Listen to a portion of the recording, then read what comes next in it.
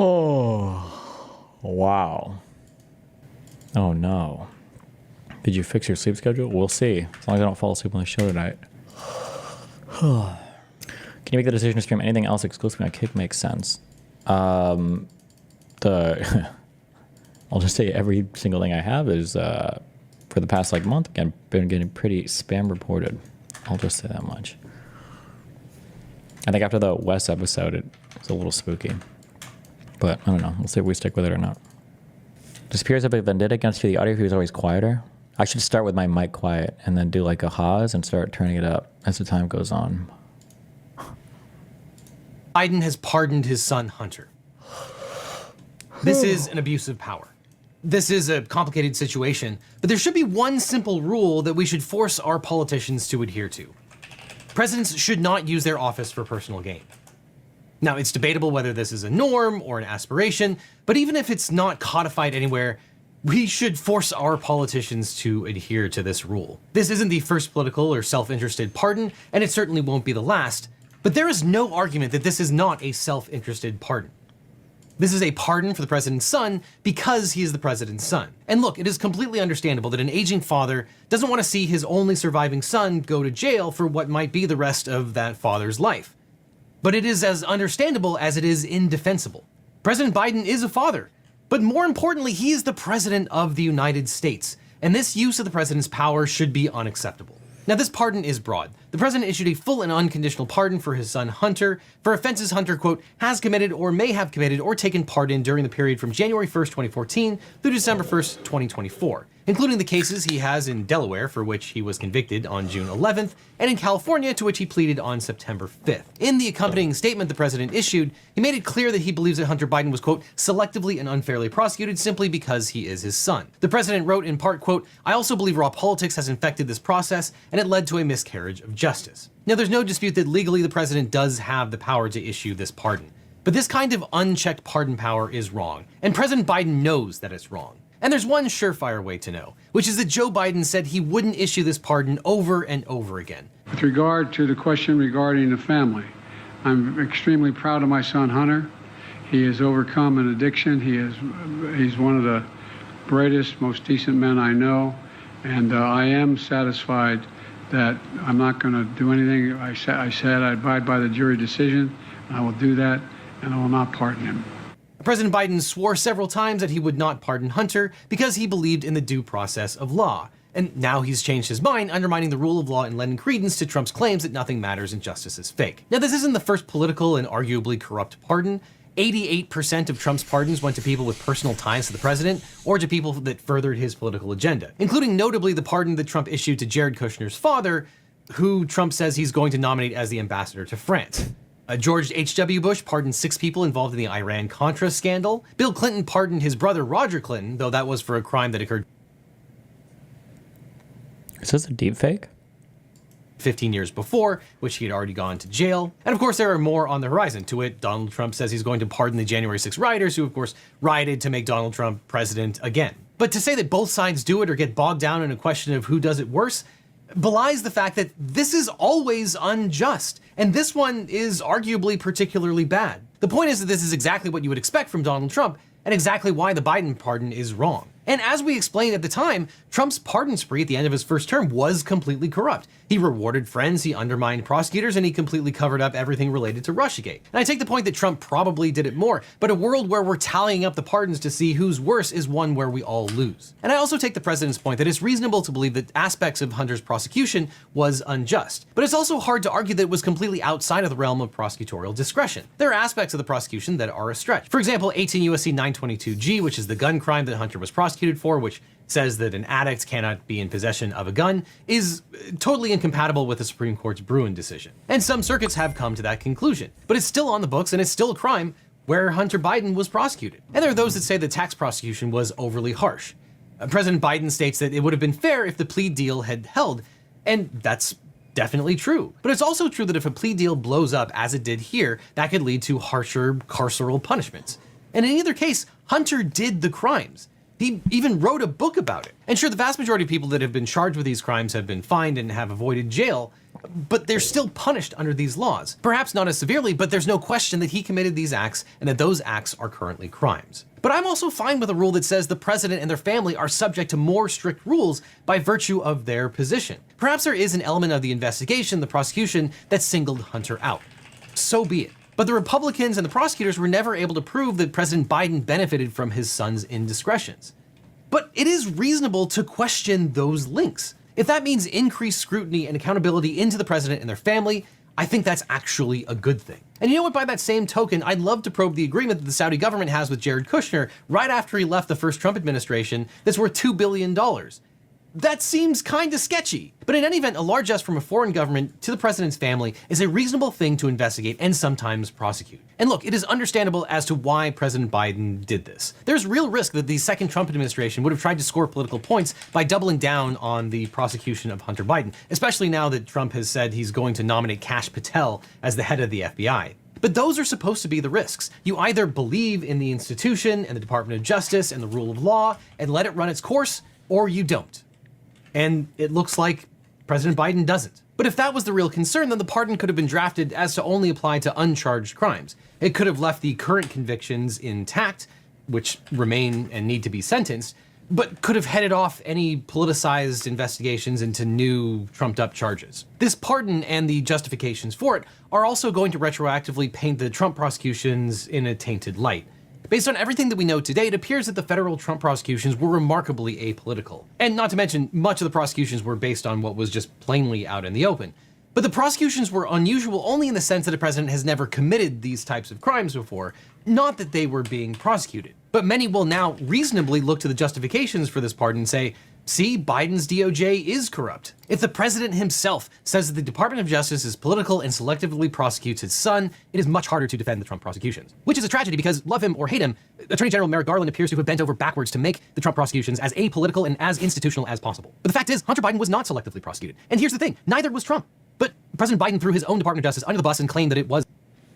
Why did the Hunter Biden investigation start? What do you mean? It was literally Giuliani and Trump go fishing as hard as possible into a political opponent. What does he mean? It wasn't not selectively prosecuted. And here's the thing, neither was Trump.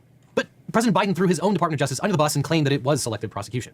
Now, I don't really think that this will change any of Trump's behavior or actions in the future, but it will give cover to a lot of people who will say that both were selective. And the history books aren't written yet, and the people are going to debate the Trump prosecutions for decades. And I think the narrative matters, not the least of which because there's an entire right-wing ecosphere that lives in an alternate reality that's hell-bent on painting their felonious president as a saint. And yes, President Biden is a dad, and that explains his actions, but it doesn't excuse them. I would be outraged if Trump pardons himself or his children. And that's why I'm outraged at President Biden today. At base, the pardon power should be abolished. It never should have existed in the first place. It's an anachronism of history. And I guess I'm just sad. Institutions and norms are being torn to shreds in front of our eyes. And look, I recognize that the fault for that is not evenly distributed. But this is a race to the bottom.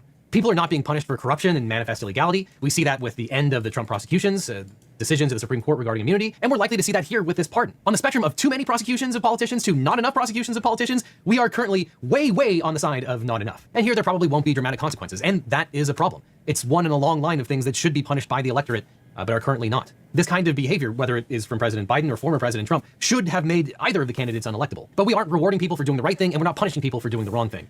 And unfortunately, I don't see that trend changing anytime soon. And as I said at the beginning, there's no dispute that the president actually possesses this power.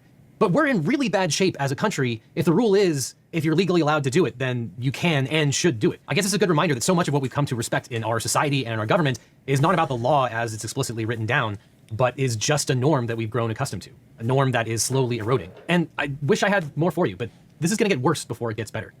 And, you know, even if there is a double standard where one side is supposed to be perfect and the other side can do, it seems, whatever they want without any kind of political repercussions, I think all we can do is that when any of this happens, we say it's wrong. And this pardon of the president to his... No one cares. All right, I'm just going to read this. I'm curious. I'm going to wait till we get to fucking 74 on this, so we'll just read it. This is from Hamilton. This is Federalist number 74. The President of the United States is to be, this is called the command of the military and naval forces and the pardoning power of the executive. The President of the United States is to be the Commander-in-Chief of the Army and Navy of the United States and of the militia of the several states when called into the actual service of the United States. The propriety of this provision is so evident in itself and it is, at the same time, so consonant to the precedents of the state constitutions in general that little need be said to explain or enforce it. Even those of them which have, in other respects, coupled the chief magistrate with a council, have for the most part concentrated the military authority in him alone. Of all the cares or concerns of government, the direction of war most peculiarly demands those qualities which distinguish the exercise of power by a single hand. The direction of war implies the direction of the common strength, and the power of directing and employing the common strength forms a usual and essential part in the definition of the executive authority. Quote, the president may require the opinion in writing of the principal officer in each of the executive departments upon any subject relating to the duties of their respective officers, end quote. This, I consider, as a mere redundancy in the plan, as the right for which it provides would result of itself from the office. It's just arguing for a strong executive that can do shit quick without getting fucked by losers. He is also to be authorized to grant reprieves and pardons for offenses against the United States, except in cases of impeachment. Humanity and good policy conspire to dictate that the benign prerogative of pardoning should be as little as possible fettered or embarrassed. The criminal code of every country partakes of so much of necessary severity that without an easy access to exceptions in favor of unfortunate guilt, justice would wear a countenance too sanguinary and cruel. As the sense of responsibility is always strongest in proportion as it is undivided, it may be inferred that a single man would be most ready to attend to the force of those motives which might plead for a mitigation of the rigor of the law, and least apt to yield to considerations which were calculated to shelter a fit object of its vengeance.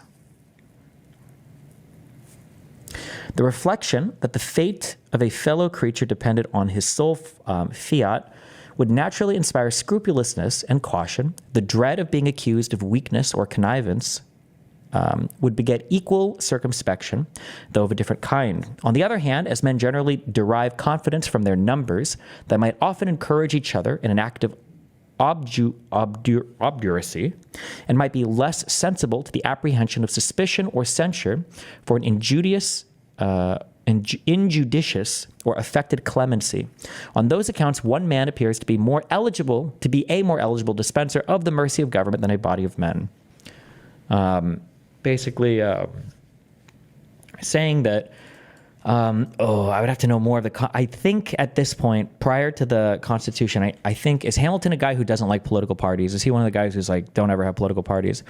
I guess his idea here is that, like, before impeachment, or I'm sorry, not impeachment, before pardoning is like an actual power, I think that before pardoning is a power before there are political parties. The idea is nobody's really going to run around pardoning a bunch of people because everybody's going to accuse them of being like corrupt and weak and whatever. But that sometimes the law is just so aggressive and punishment so harsh that maybe one man should be able to provide some reprieve, basically. I guess. But I guess his idea here is that people would be using this power incredibly sparingly, I guess.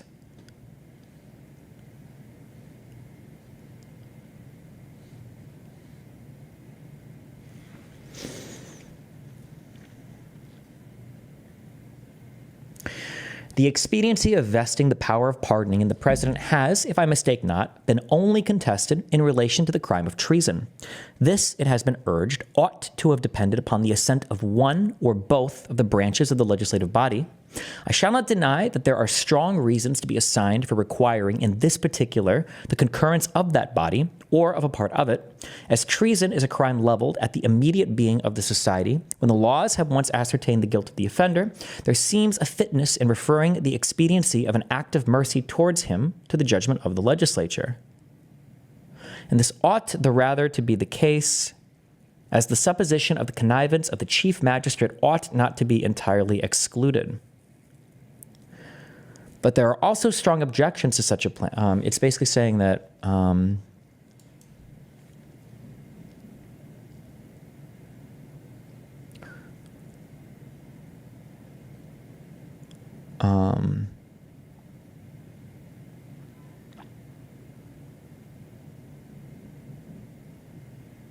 don't understand this. Treason is a crime leveled at the immediate being of the society. And once we figured out that they're guilty, it seems fair to say that an act of mercy, should only belong to the legislature. A fitness in referring the expediency of an act of mercy towards him to the judgment of the legislature, and this ought the rather to be the case, as a supposition of the commandments of judgments ought not to be entirely excluded. But there are also strong objections to such a plan. It is not to be doubted that a single man of prudence and good sense is better fitted, in delicate conjunctures, to balance the motives which may plead for and against the remission of the punishment, than any numerous body whatever. Deserves particular attention that treason will often be connected with seditions which embrace a large proportion of the community, as lately happened in Massachusetts. In every such case, we might expect to see the representation of the people tainted with the same spirit which had given birth to the offense. And when parties were pretty equally matched, the secret sympathy of the friends and favorers of the condemned person, availing itself to the good nature and weakness of others, might frequently bestow impunity where the terror of an example was necessary.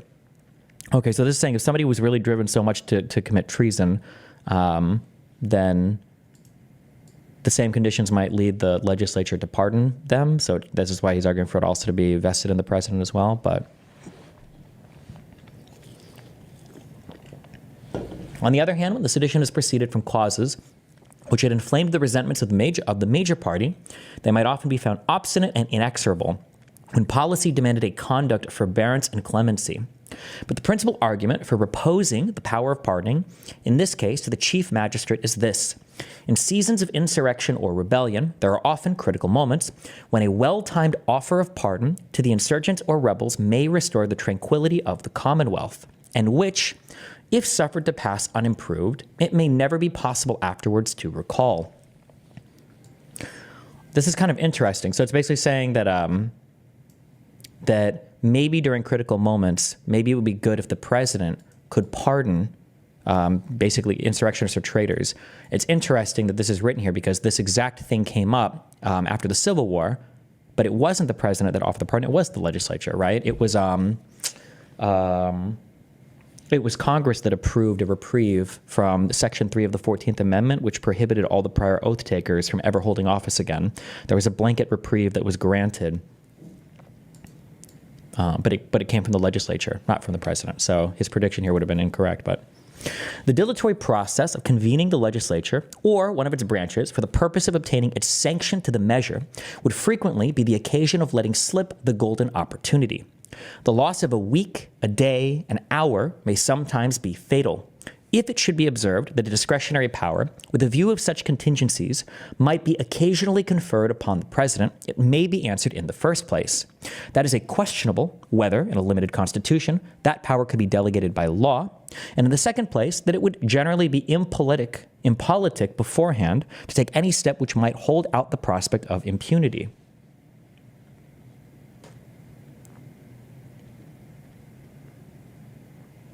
A proceeding of this kind out of the usual course would be likely to be construed into an argument of timidity or of weakness and would have a tendency to embolden guilt. That you couldn't just temporarily give the president the power to pardon, it has to be absolute or something, because if you're just giving it and taking it, it'd be, I guess. Huh. It isn't really a prediction, it's just his argument. It can't be tested because the Constitution was ratified before an insurrection happened. Well, all of these things are predictions, right? Kind of. They're saying, look, this is how history's gone, and this is how it would go, so this is why we ought to do this thing, right?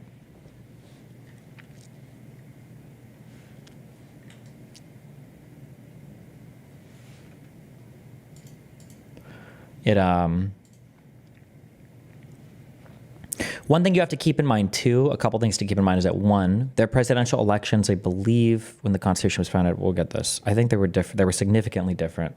I don't even know if the states had popular votes. I don't think they did. The electors, I think, were just chosen by the state legislatures, and then the electors got together, and then they didn't get together. I'm sorry, they got together, but they didn't all vote on the same person. They voted for who they thought was, who each of them thought was correct to vote for.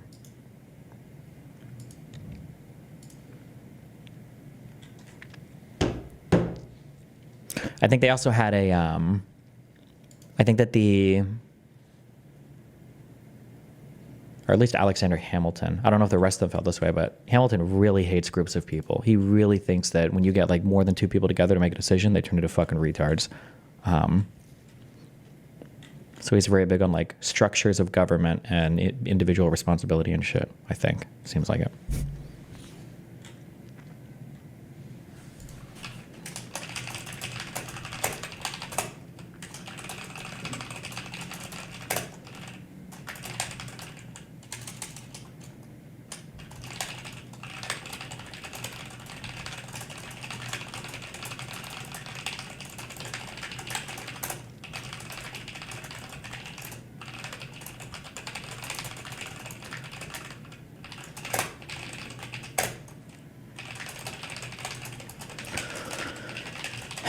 Hamilton's belief was that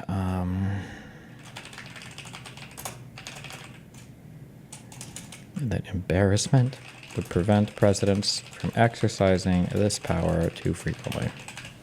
I guess. Okay. Well, this is kind of an unsatisfying one. We don't get much for the pardon powers here.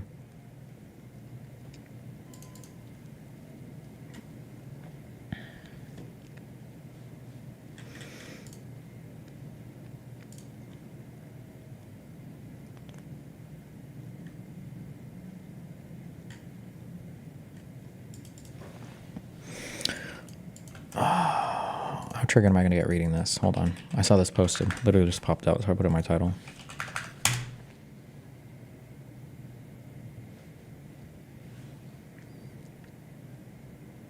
Oh, wait. It's removed.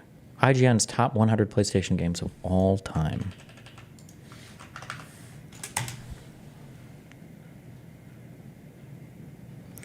Destiny, what was the issue with the way the MAGA guy answered? If Bill Barr is part of the deep state, he said Barr served Washington more than he did the president. Isn't that basically yes without saying yes? Yeah, but I wanted him to say yes. Then fucking own it. Just say yes. Say yes.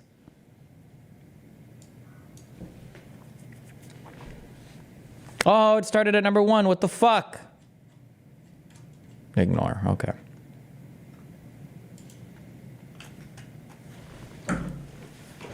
Oh, people in chat are getting triggered by this list.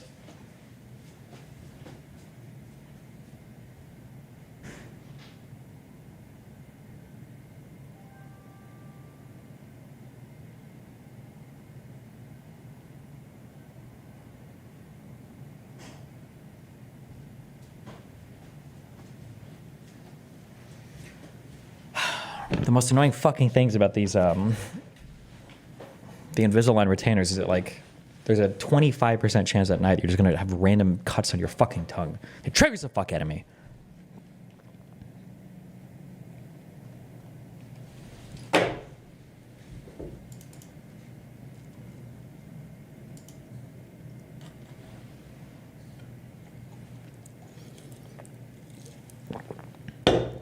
All right, what do we got? Wait, are these? Oh, these are all PlayStation games.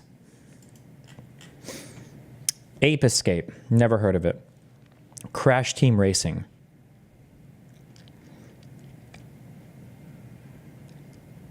I think this was an unusually good PlayStation game.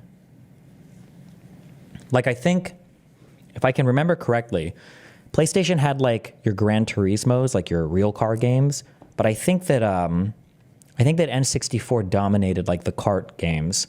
So you had like Mario Kart 64, you had Diddy Kong Racing.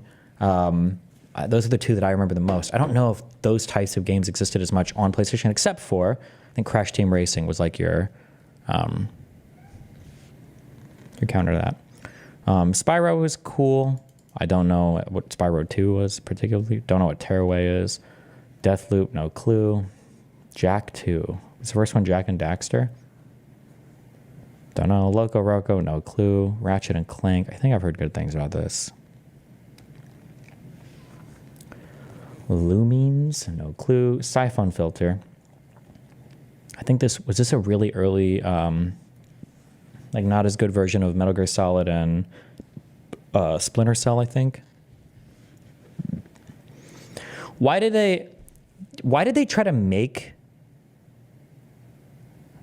like video game celebrities? Remember when they used to do this? Like You had like Tomb Raider with Laura Croft, and I think you had was Splinter Cell. Hold on, Sam Fisher. Is that like an author of a stupid fucking book, or was that just like the guy they want? It was a fictional character. Yeah, like Sam Fisher. Yeah. I feel like I remember those two, or Lara Croft. I don't know. I feel like they had these two, and then I don't know. They just give up on this. Were there any other people? I don't know why.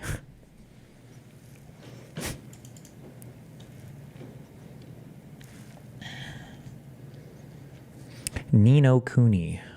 Okay, no clue. Winning 11, Pro Evolution Soccer 2007. No clue.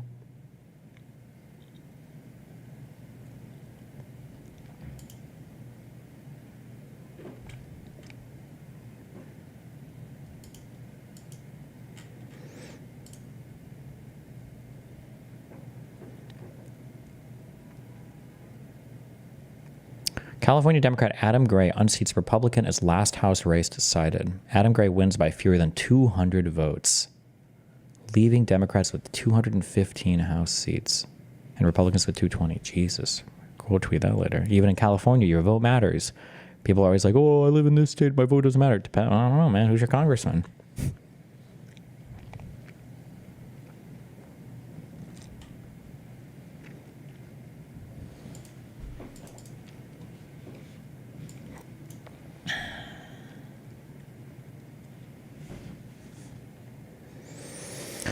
Patapon 3, no clue. Horizon Zero Dawn, I think I've heard good things about this. Doom Eternal. For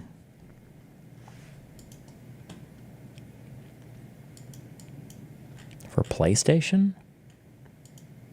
I don't know if this was a good game on PlayStation or not. Maybe it was. It was an amazing game on PC. One of the best FPSs of all time. Or wait, the first one was. The second one was good too, though. The second one was really good, but...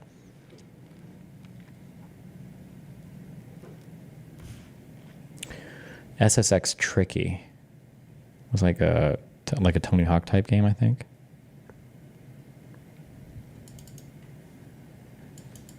Oh, Josiah, bro, what a painful fucking show. My God.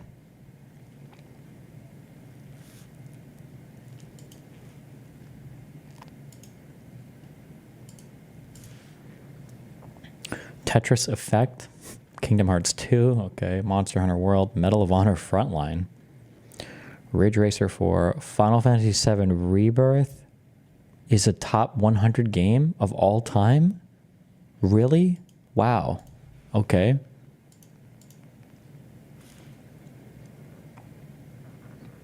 Killzone 2, Hotline Miami. Returnal was pretty good. This was a good game. Top 100 of all time, though? Okay. Yakuza 0, Little Big Planet, Driver, Need for Speed Underground 2, Helldivers 2, 71, okay. Legacy of Kain, Soul Reaver, Prince of Persia, Metal Gear Solid 5. Are all 5 Metal Gear Solids on this list?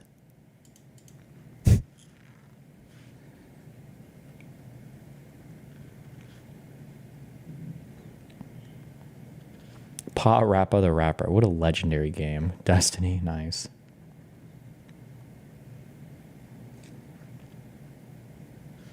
Is Destiny popular on PlayStation? One of the top 100 of all time, really? Got Metal Gear Solid 2. Final Fantasy 9. Ghost of Tsushima. This is supposed to be a really good game.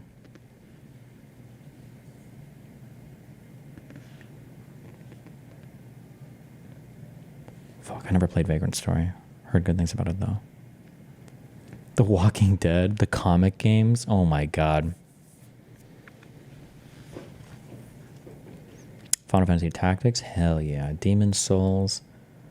Spider-Man 2. Metal Gear Solid Peace Walker? How many Metal Gear Solids did they put on this?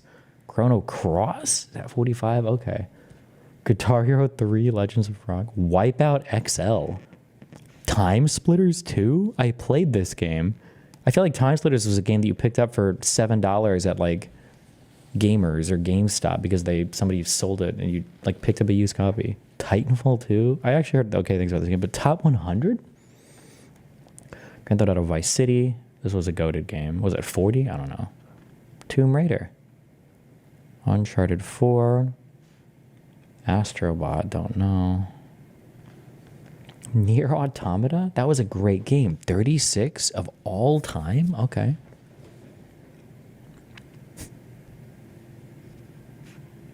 Final Fantasy X. This is a good game. Tony Hawk Pro Skater 2. This is a goated game. Tekken 3 is goated. Persona 5 is supposed to be really good. GTA San Andreas, absolutely goated. Portal 2? How did they put this list together? Was Portal 2 considered a really strong PlayStation game? Do multi-platform games like that even count? Like if somebody's like, what's one of your favorite PlayStation games? Like, oh, Portal. Really? Everybody's saying yes is a fucking PC gamer exclusively, never played consoles. Fuck out of here.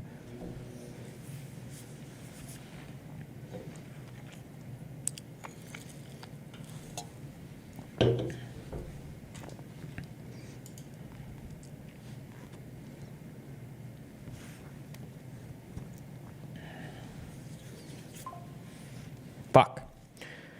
Dark Souls. Persona 4 Golden. 17? Really? Of all 17? Gran Turismo 3. Goated. That's a goated game. Okay, these are the top 100 of all time. I feel like all top 20 should be absolutely fucking goated. Okay? Silent Hill 2 is really good. Top 20 of all time, though? GTA 3 might be. No, I'm sorry, not GTA 3. I'm sorry, Gran Turismo 3 might be. Dark Souls, maybe. Persona 4?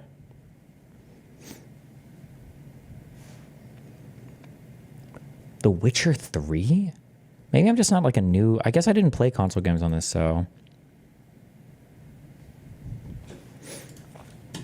Metal Gear Solid 3 Snake Eater? Ha, yeah. I'll give it. Elden Ring? Of all time? Castlevania? Symphony of the Night? Yeah. The Last of Us Part 2? Uh-oh. Wait. They put The Last of Us and The Last of Us Part 2? Damn, Jesus. We got a lot of...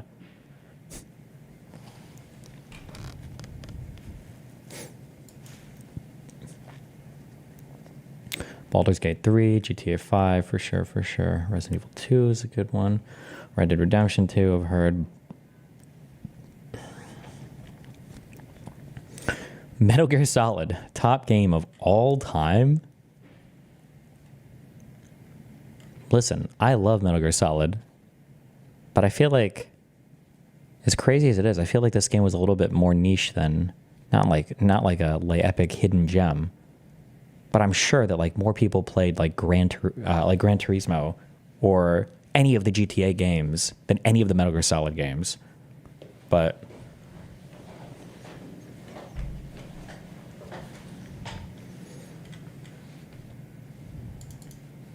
wait, did we make a whole game top 100 game list for the PlayStation and not have a single Twisted Metal? What? Is that even possible? What?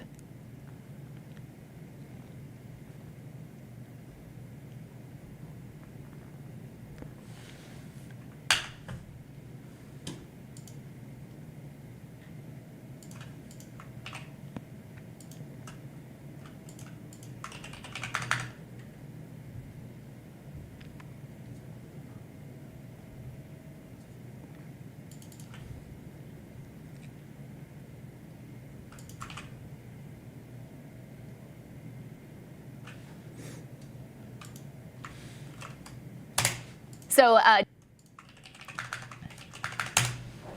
What is this? It's not like someone else couldn't handle a stealth mission. Don't say that. This is the genre we turned over every leaf in. Why don't you make Sam or Gabe do the job?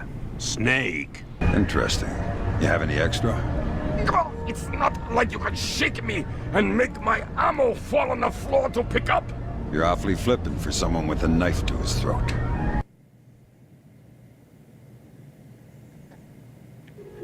Linda, how you doing? You're looking good, real good. It's Karen today. You look like you've clocked some miles since we last spoke. Yeah, a few. I've heard they don't make them like me anymore. There was this other guy, though. Army infiltration. He wore a bandana or something. I heard he finally retired. Really? Yep. It's only me. What? Why? Is it? What was this shit posting video? Okay. Yeah, why did I? Now you know what? Now that you made me watch this, now I'm gonna make you watch a shit video. Fuck you.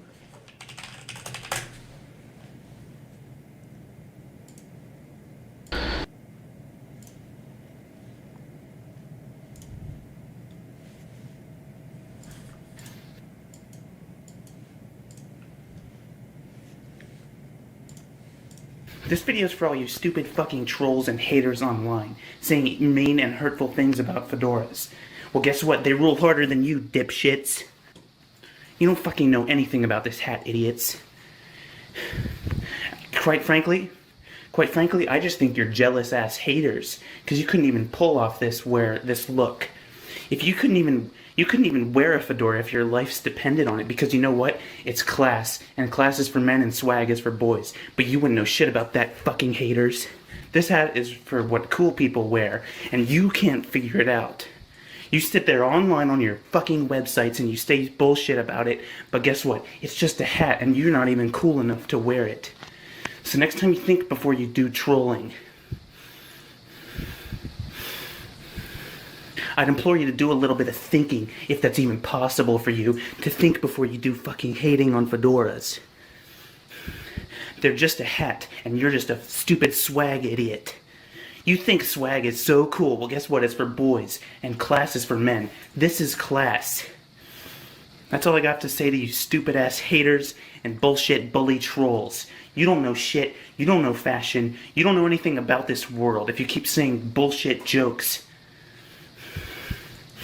I know you're just trying to be stupid and ass funny, but it's not fucking funny. Get the fuck offline if you're gonna keep saying this bullshit. Keep spouting it out of your stupid ass keyboards that probably aren't even mechanical. Listen, log off, idiots. You don't know shit. You stupid swag. You don't know shit, and I dare you to say one more fucking joke and I'll slit your throat neck.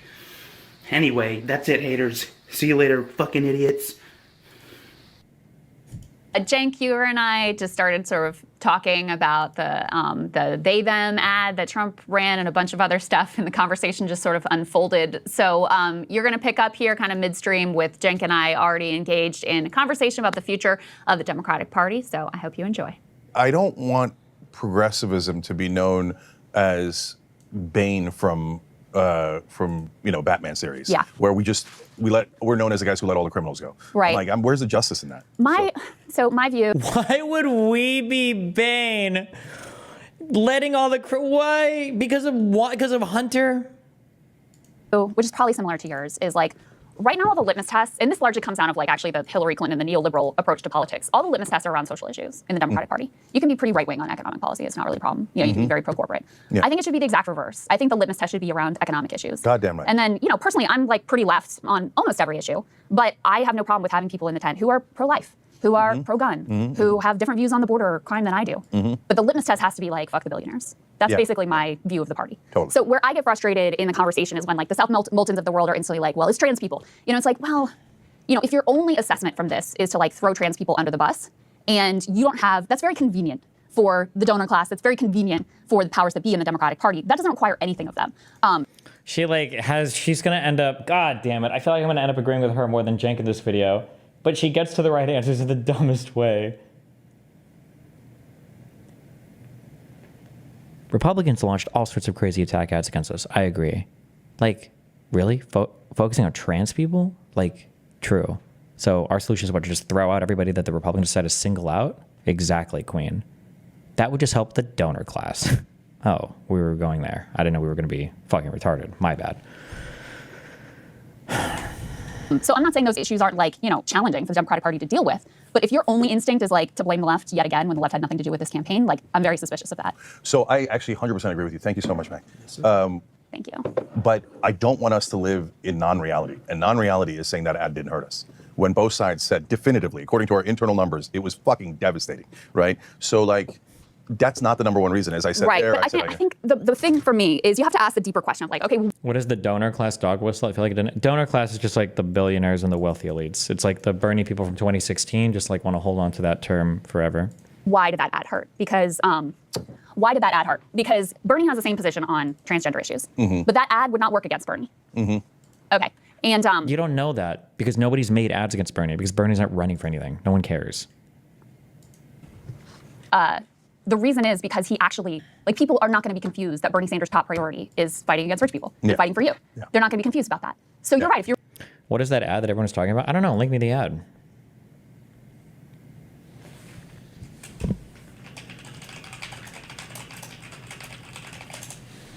Do we have it somewhere?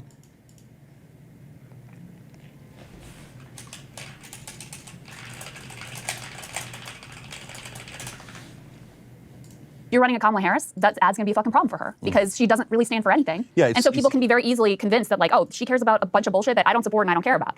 But if you have a candidate who has a story that can compete with the Trump, the left populist story and narrative and credibility of actually fighting for those things, then you can carry some cultural issues that, yeah, may not be that popular. So you could do the Hassan strategy if you, and I agreed with him, and that's what I would have done. Yeah. If you have actual policies, like you're saying. That's right. So you could, because then you could say, hey, this is a distraction from $15 minimum wage and universal health care, et cetera. But Kamala couldn't say it's a distraction from anything because she doesn't believe in anything. That's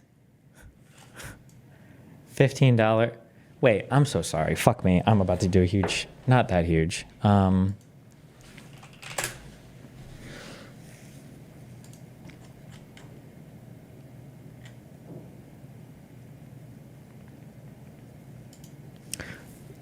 Just listen to what he just said.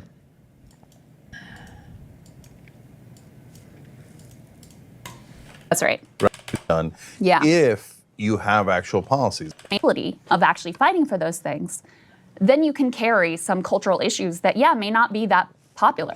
So you could do the Hassan strategy if you, and I agreed with him, and that's what I would have done. Yeah. If you have actual policies, like you're saying. That's right. So you could, because then you could say, hey, this is a distraction from $15 minimum wage and universal health care, et cetera. But Kamala couldn't say it's a distraction from anything because she doesn't believe in anything. That's right. Kamala doesn't believe in anything because she couldn't say $15 an hour or universal health care. Just keep that in the back of your head, I guess. I got an interesting email a couple days ago.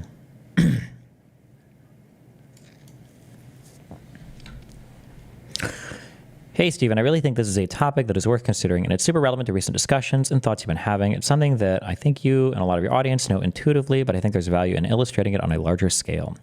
I hope you read this email and find it valuable. Basically, I think that besides the lockstep support of the candidate, the right's media domination is also driven by the way short-form content/algorithms incentivize their policies. This is because Donald Trump's slogans are his policies. They're frustratingly stupid and simple, which necessitates a lack of nuance, which means they're extreme. Because they're extreme, they drive engagement.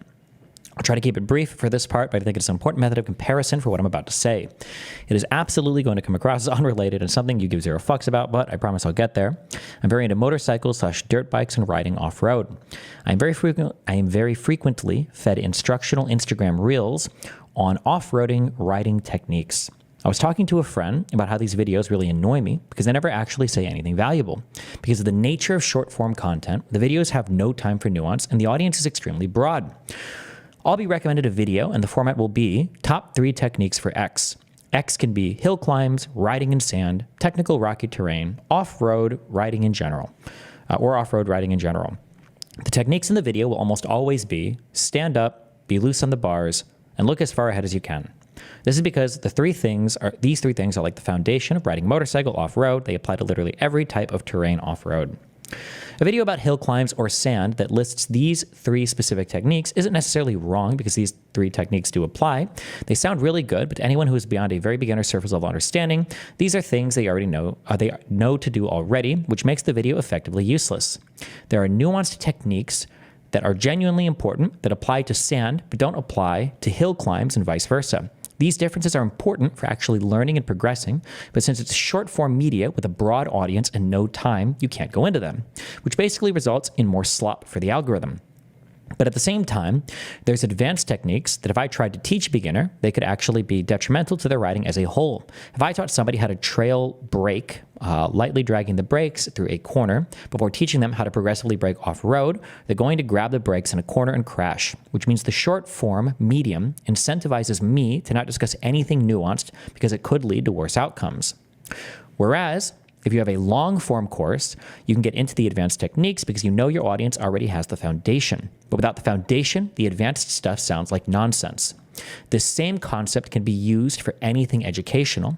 You cannot teach the nuanced advanced stuff if your audience doesn't know the fundamentals, and sometimes the advanced stuff without the fundamentals leads to detrimental confusion. I think this is something people can intuitively understand, even if they don't give a fuck about whatever subject is used in the example.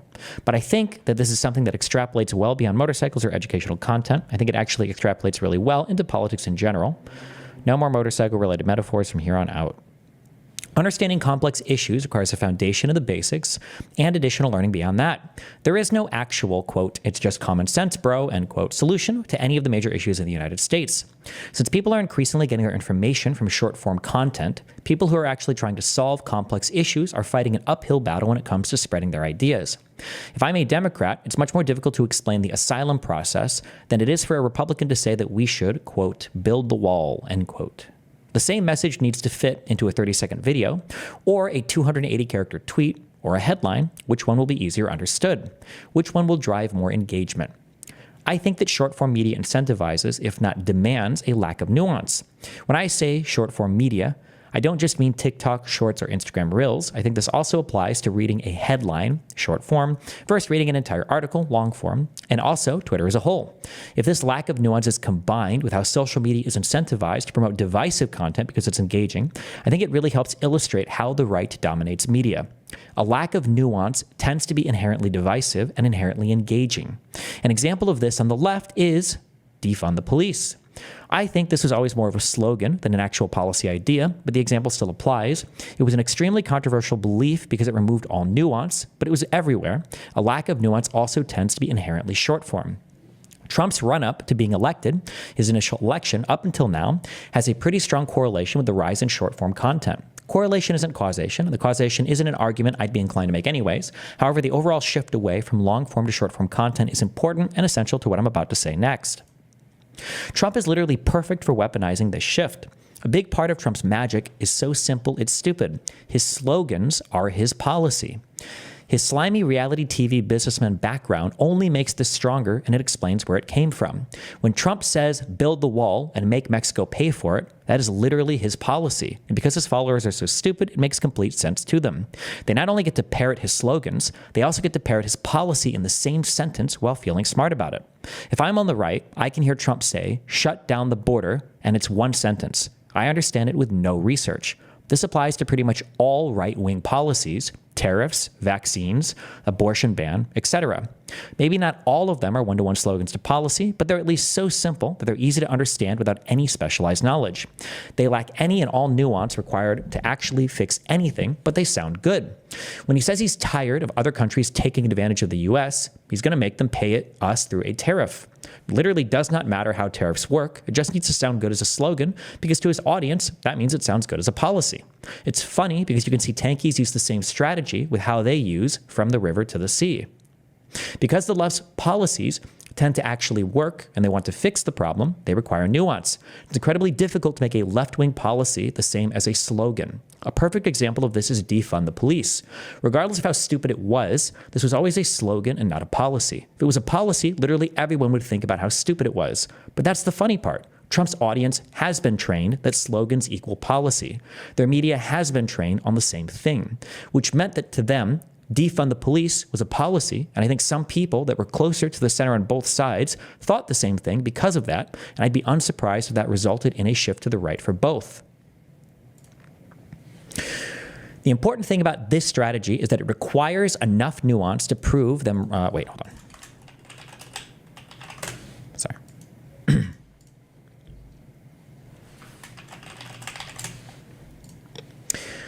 The important thing about this strategy is that it requires enough nuance to prove them wrong, that their audience will stop listening.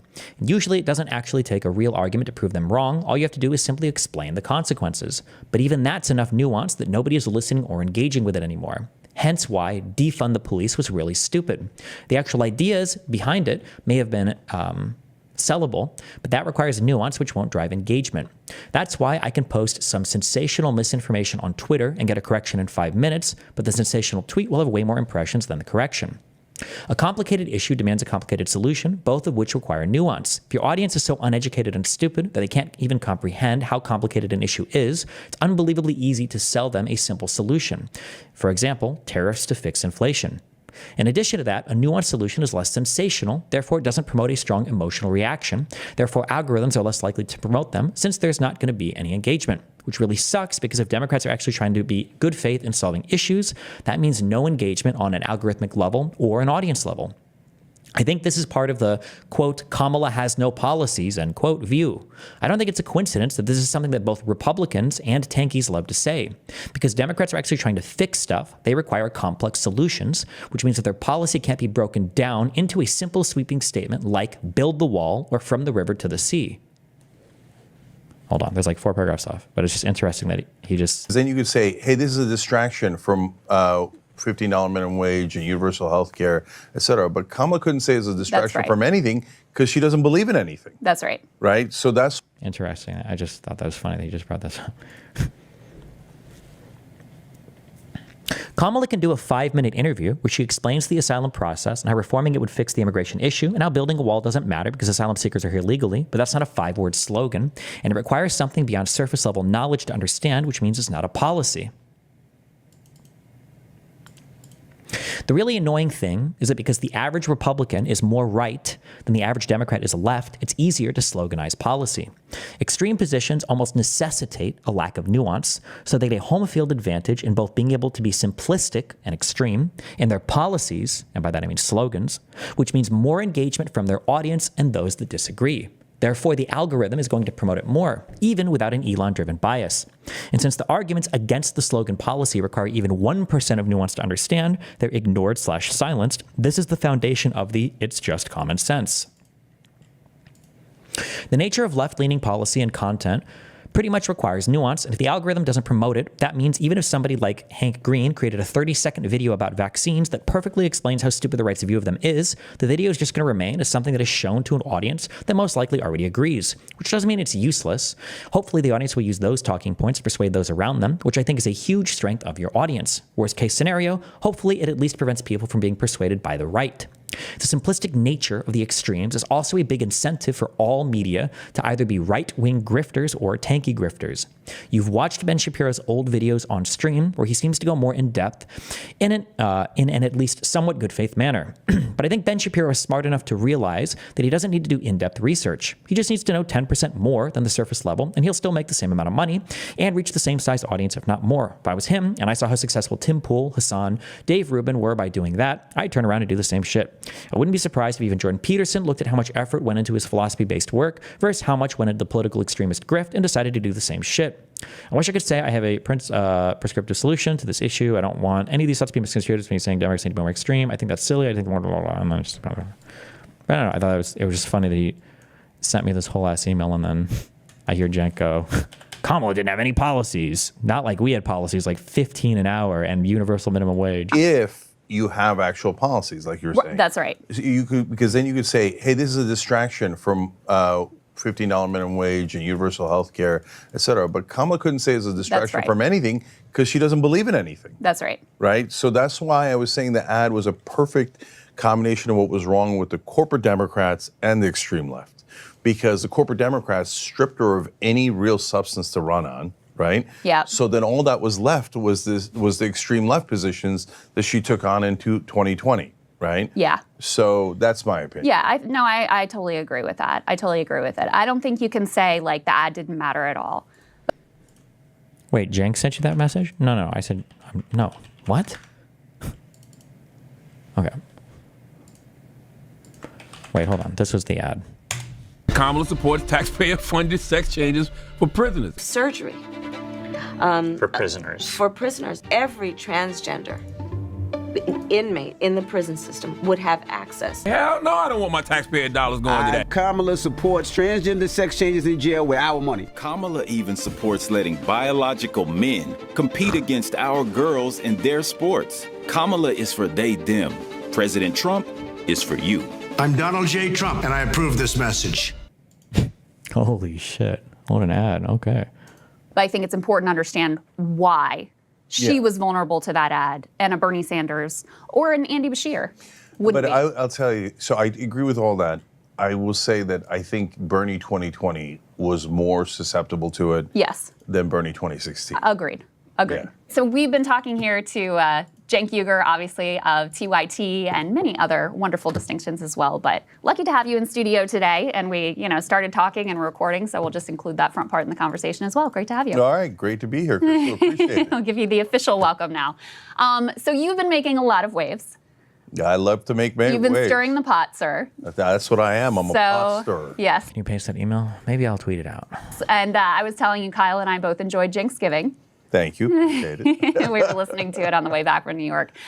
One thing I wanted to talk to you about is I want to get into the stuff with you and Elon, and Bernie's chimed in there, and your sort of general approach to the Trump administration, which, tell me if I'm wrong, feels different than how you approached things in 2016. We can talk a little bit more about that. And kind of emblematic of that, if you guys could put Cenk's tweet up on the screen, and we can use this as a jumping off point. So you said, I've been trying to figure out why I'm more optimistic now than I was before the election, even though I was so against the guy who won. I know now MAGA is not my mortal enemy, neither is the extreme left. My mortal enemy is the establishment, and they have been defeated. So there's a few pieces of this that I have some questions about. But I guess just off the top, I think you and I both think that Trump is a fascist. Not to sound crazy, what's your take on all the UAP drone stuff that's going on lately, especially over New Jersey and last week in the UK? Oh, definitely aliens, for sure, my dude. I've never been more sure that the aliens are here. Wait, hold on. Somebody link this real quick. We gotta find that. We gotta find that 9/11 video. Those kids. What? Planning it? Have I? Which one? It's my favorite video. What are you talking about? It's these kids from NYU drinking in their rooms because obviously classes were canceled because of 9/11. Yeah.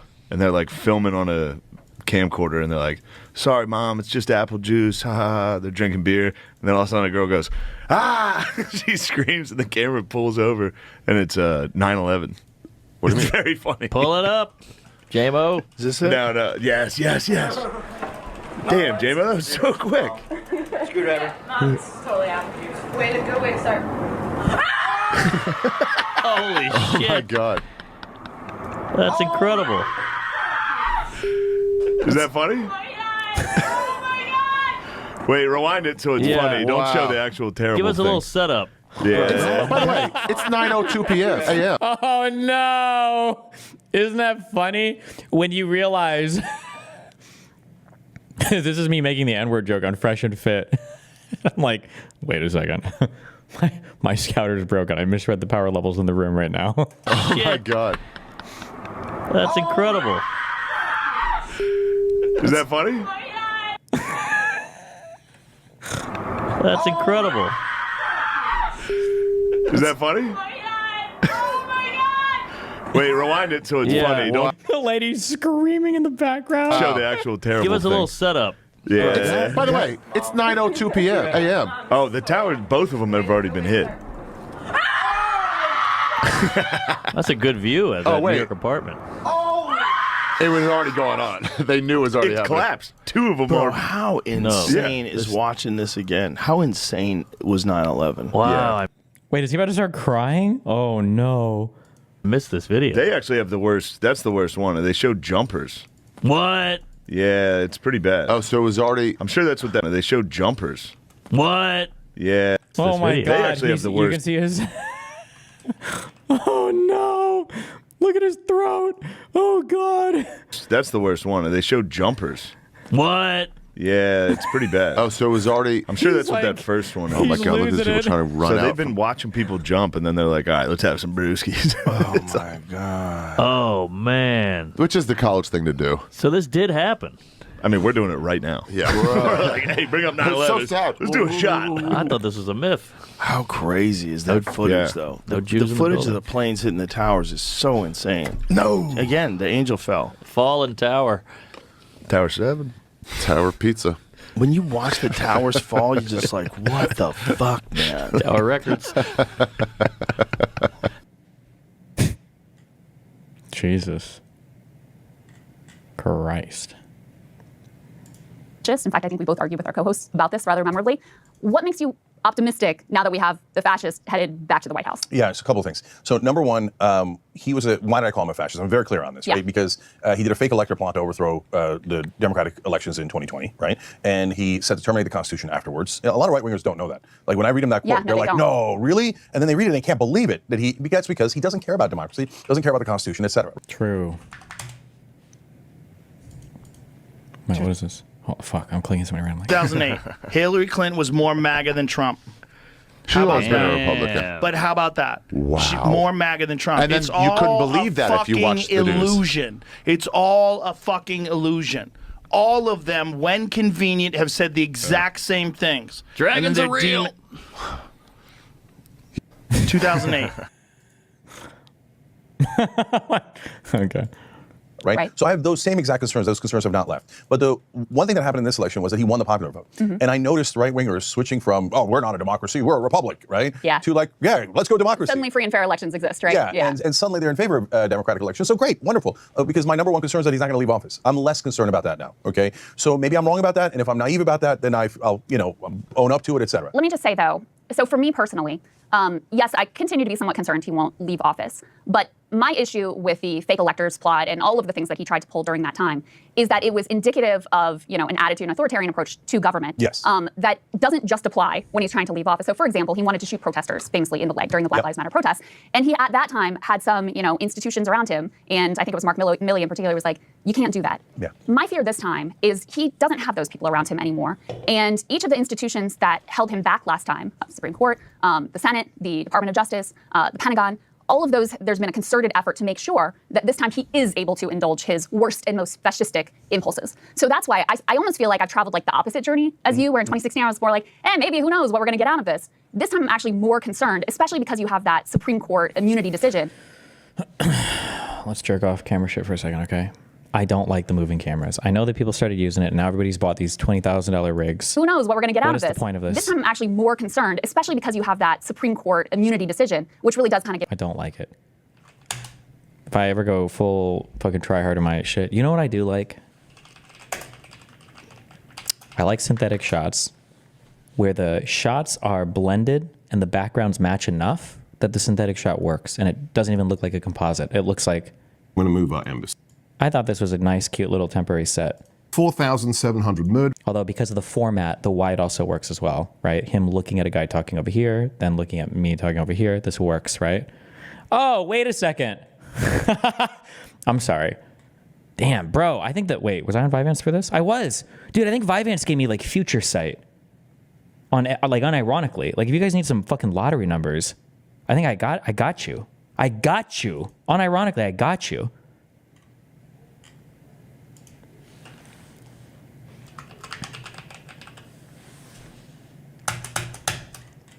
No.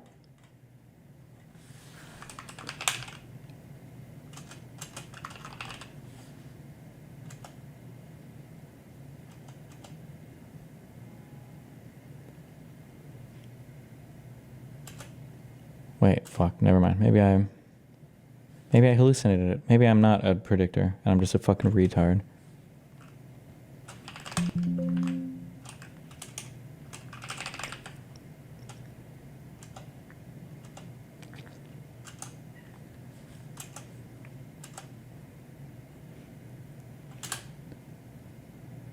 Fuck, I thought I said in this debate, like you sound like you're arguing for, or you're just auditioning. I thought I said you're auditioning for another job in Trump's cabinet. I thought I said that.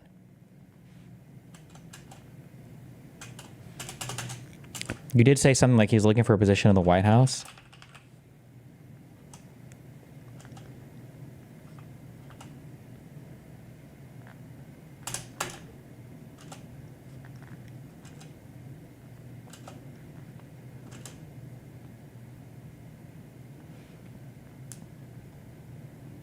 You did after the interview, search interview.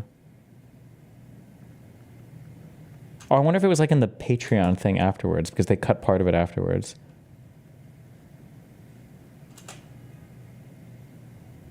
Whatever, fuck me. You said it discussing it afterwards, maybe? Okay, yeah. I think he was, didn't he just get nominated for something? Sebastian Gorka, wait, am I crazy?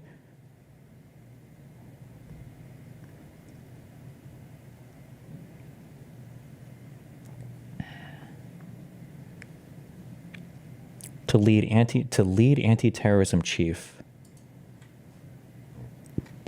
for a senior national security post. There it is. I got it. I was right. Okay. I mean, he was a previous cabinet member, or not cabinet, but I still get credit for it. But regardless.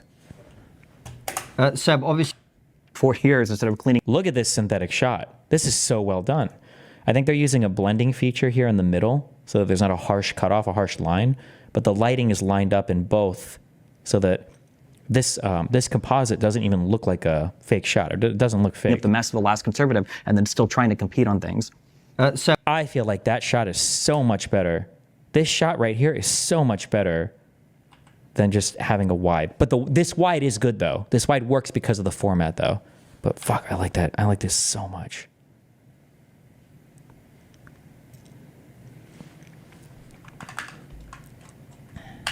But okay. Anyway. Give him carte blanche. Okay, so I'm going to get to the irony here, right? Okay. So why am I thinking the other way? Yeah. So, but first, let me double down on what you're saying. Kash Patel's a disaster. Pete Hegseth is a disaster. I actually thought Matt Gaetz was a mixed bag because he is actually anti-war and anti-corruption, but of course he has a terrible personal life. Yeah. In the wide, how do you feel about the boring table? I don't want to get into a breakdown of this. I like the negative space in the wide shot, but just because I feel like it increases the drama. Like this is very dramatic. The 80 bits of light peeking out of both corners in a debate, right? And then the moderator here, right? The two people on either side, and then just a lot of negative space. I think it makes it very dramatic. The lighting is incredibly dramatic, right? I don't even know if they do have fills. The fills are very turned down, right? Look at all the shadows. Like this whole side of my face here is barely lit. It's just I'm catching the blue light and maybe a very soft fill. His face over here is lit red. Lots of shadowing on his face, maybe even too much. They might have needed enough light here, but it's a very, very, very dramatic shot. And I like the negative space. I think this is a sick. I don't know if this is their set or if this is a temporary thing that somebody else made, but I think this is a really cute. God, and this this composite is so good. Like I would prefer this composite a million times over if I had a good composite versus I just hate my wide shot in the Bridges studio. God, fuck.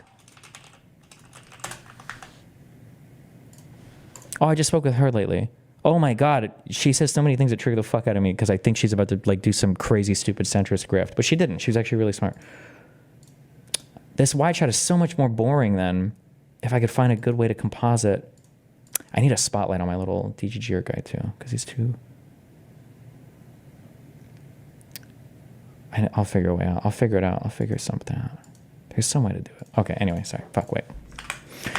Okay. Right. But him being a mess might have actually been a good thing because he probably wouldn't have been that effective. But anyway. Right. So the labor secretary is great given the Trump administration possibilities. Given the limitations, right. yeah. And then you've got the Team Israel, Marco Rubio, Stefanik. So I'm not other than the labor secretary, I'm not interested in any of this, right? So, and you're right, the Supreme Court has allowed him to be above the law. But on top of that, he has no accountability left. What are they going to do? Impeach him? What are they going to do? Arrest him? Right. No accountability. The brakes are all. And I agree with you. The establishment was a break in the car. Now that brake has been taken out. So what in the world am I thinking? Being slightly optimistic. Well, there's two parts to it. One is the establishment being defeated. We got to come back to that because that's so important. Okay. But on Trump. You know what felt good today? I don't know if I should just, but I think it's only just, I think I'm just confident enough because I've just read so much on this shit. I don't even know if this is the play, dude. I don't know what the play is. These people are crazy. I think no, it's not this stupid fucking one. I think in like 40 minutes in this, I did a periods thing this morning. I think in like 40 minutes, I was just like, who the fuck are these people? Do these guys know anything? Like, what are we even talking about right now? Because these guys were just triggering the fuck out of me. This guy, who the fuck is this dude? These guys were crazy. It was just the most retarded shit I've ever heard in my entire life. I think that's just the play. You just got to call them stupid. These guys are fucking morons. Fuck, I don't even know what I said. My mic was getting muted so much too. Fuck.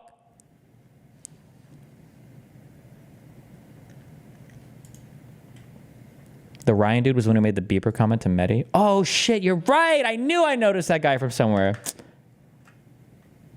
I don't even want to find out. What am I going to watch myself? Who break in the car, and this is me out on a limb, okay? Is right-wing populists. So, okay, I can see you're grimacing, okay?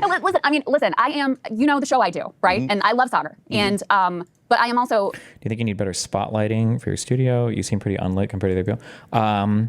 If you ever see me doing a studio show, and I have... God, this was so... Piers had the most cucked questions anyone has ever asked in the history of all of... What he made this girl answer. He asked her like 5 times because she wasn't answering directly because she kept avoiding kind of the question. But it was a stupid... The question was like, what's in your heart? No! Answer the question. What's in your heart about that part? No! Don't answer the question. What is in your heart? Oh, if you see me do an interview here... And I'm the blue is in the background. My lighting is wrong. This lighting is set for anything else. Wait, what the fuck?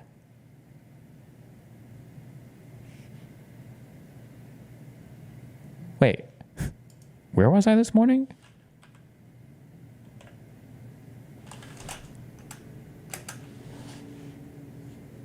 Show where we just tell lies? Well, Joe Where's Biden the part where, lies? where's the part where Joe Biden directed the DOJ to do anything? Why am I deep faked in here? What the fuck? Your face looks way less bright. Yeah, no, I have my lighting is set for anything else right now. That's why there's colored lighting in the back. It's supposed to be white instead of lighting of color. Where is that? Well, you think the entire weaponization of the American... Why does your mic do that? Oh, this is them miking it. They do all their mic shit, so they might have fucked me, but I have no control over that. Very skeptical that that movement has significant sway or influence with Trump. Go ahead, make your case. Okay, so I think that's wrong. So number one, there's a different MAGA base than in 2016. The 2016 MAGA base was Trump is demigod. Whatever Trump says is by definition brought down to us from the heavens and will never be challenged. So I had no interest in that base, right? And it was filled with old school Republicans, some establishment guys, but not that many. But still, they were hanging in there. Then they had the religious guys who were like, yeah, let's go kill everyone in the Middle East so Jesus can come back and stuff. Like Huckabee. Yeah, but those guys have lost a lot of power within that base. So now within the right wing base, Pete Hegseth. Sorry, I'll let you finish. But Pete Hegseth, Mike Huckabee, like no, I know, Mike Waltz. But Crystal, Huckabee is Team Miriam, right? So she's the one. He's Team End Times. Okay, yeah, I know. So Miriam Adelson got Marco Rubio, Stefanik, Huckabee, and Walz in. Those are all neocons, war hawks. Hegseth too. Yeah, and Hegseth would kill all the Muslims. I mean, I'm not unclear about that. Yeah. And I know that in a lot of ways I'm in the crosshairs, right? But don't discount the bros, okay? So the bros have brought in a huge new part of his base, and don't discount the moderates that are so sick of the Democratic Party that they flipped over moderates independents to Trump, and they're not looking to deport every human being in America that isn't, evangelical Christian. They're not looking. The bros don't even agree on abortion with the Republican Party, right? So, like when you talk about Joe Rogan and Portnoy and all those guys, we have our disagreements with them, no question, right? Yeah. But those guys are breaking the car. If let's say they do what one of Trump's potential picks was threatening to do, which is deport and denaturalize and arrest Mehdi Hasan, right? That's a specific threat that one of the potential appointees had, right? Who said that? I think Mike Davis. Okay. And so he was being considered for Attorney General. And so, by the way, good news, he didn't pick him, but Kash Patel says things like that, Hegseth says things like that. I think if they go to do that, and this is where people you got me on tape, you'll say, ha ha, Cenk was so naive. That's when I think the Rogans of the world will come out and go, what are you doing? Really? I thought we were against cancel culture. I thought we were for freedom. Wait, he does think the Rogans will come out and say shit like that? Really? Like that. I think if they go to do that, and this is where people you got me on tape, you'll say, ha ha, Cenk was so naive. That's when I think the Rogans of the world will come out and go, what are you doing? Really? I thought we were against cancel culture. Okay, we'll see. I thought we were for freedom. Okay. You don't agree with Mehdi Hasan's position on Israel, so we're going to denaturalize him, a thing that doesn't even exist? No. I think they're going to say no, okay? And here's the absolute litmus test. Okay. On Israel, so Team Israel, Team Miriam will drive him towards war. Today, Donald Trump said that he's going in that direction. Yeah. He said that there's going to be hell to pay for the Palestinians and for the entire Middle East if the hostages aren't returned. I don't know what more hell they could live in, right? Exactly. But that's Trump saying, I will murder anyone on behalf of Israel, okay? And I will start any war on behalf of Israel. So am I right? I don't know how much worse it can get for them. Oh my God. What an unbelievably fucking stupid thing to say. Am I wrong? We might find out instantly. Because for the moment being, they're saying, the right-wing populists, oh, no, Trump would never do a war in the Middle East. No way. But he's a tough guy, and he's going to threaten them, and he's going to get the hostages back. But what I'm trying to explain to them is, and I had this conversation with Rudy Giuliani at the RNC, brother, when you say, oh, he's threatening them, so that's good negotiation. But what if somebody calls his bluff? And in the case of the Palestinians, they don't have a choice, because what Trump is saying is, in order to get the hostages back, Israel wants to ethnically cleanse and take half of Gaza. No Palestinian will ever agree to that, right? So Trump is threatening a giant war in the Middle East. If he does it, we're going to find out if I'm right or wrong, because at that point, I think the right-wing populists and the bros go, no, brother, I didn't elect you to be a worse neocon than Biden. Fair enough, and we'll see. But I'll tell you why I'm very skeptical, because we already knew Trump's record from his first term. Like, he was not anti-war, and he was extremely hawkish towards Iran. But his base is and he was very, pro-Israel. And so this was already out there, right? And yet you still had people like RFK Jr. and Tulsi Gabbard who were claiming he was anti-war, even though they had said, both of them, totally contradictory things previously, and also claiming that he's anti-censorship and pro-free speech. I mean, to me, that's just utterly preposterous. This is someone who wants to tighten the libel laws, who wants to criminalize flag burning. The Republican Party has launched a wave of bills across the country to crack down protests, et cetera. And so even in spite of all of that, they still continue to hold him out as some, beacon of free speech and beacon of anti-war dovishness. And so when I see that, and I see there's already been this, ability to erase all of the things that he's done in the past and pretend he is something that he's not, it's hard for me to imagine that dynamic changing. But we can put a pin in that, because we are going to see, soon enough what the reaction is going to be. Because I do want to get to this piece about the establishment. Because the other part that I have a question about here is you say the establishment has been defeated. And I should say, even in the Democratic Party, I think they have been dealt a blow. I think you see that in.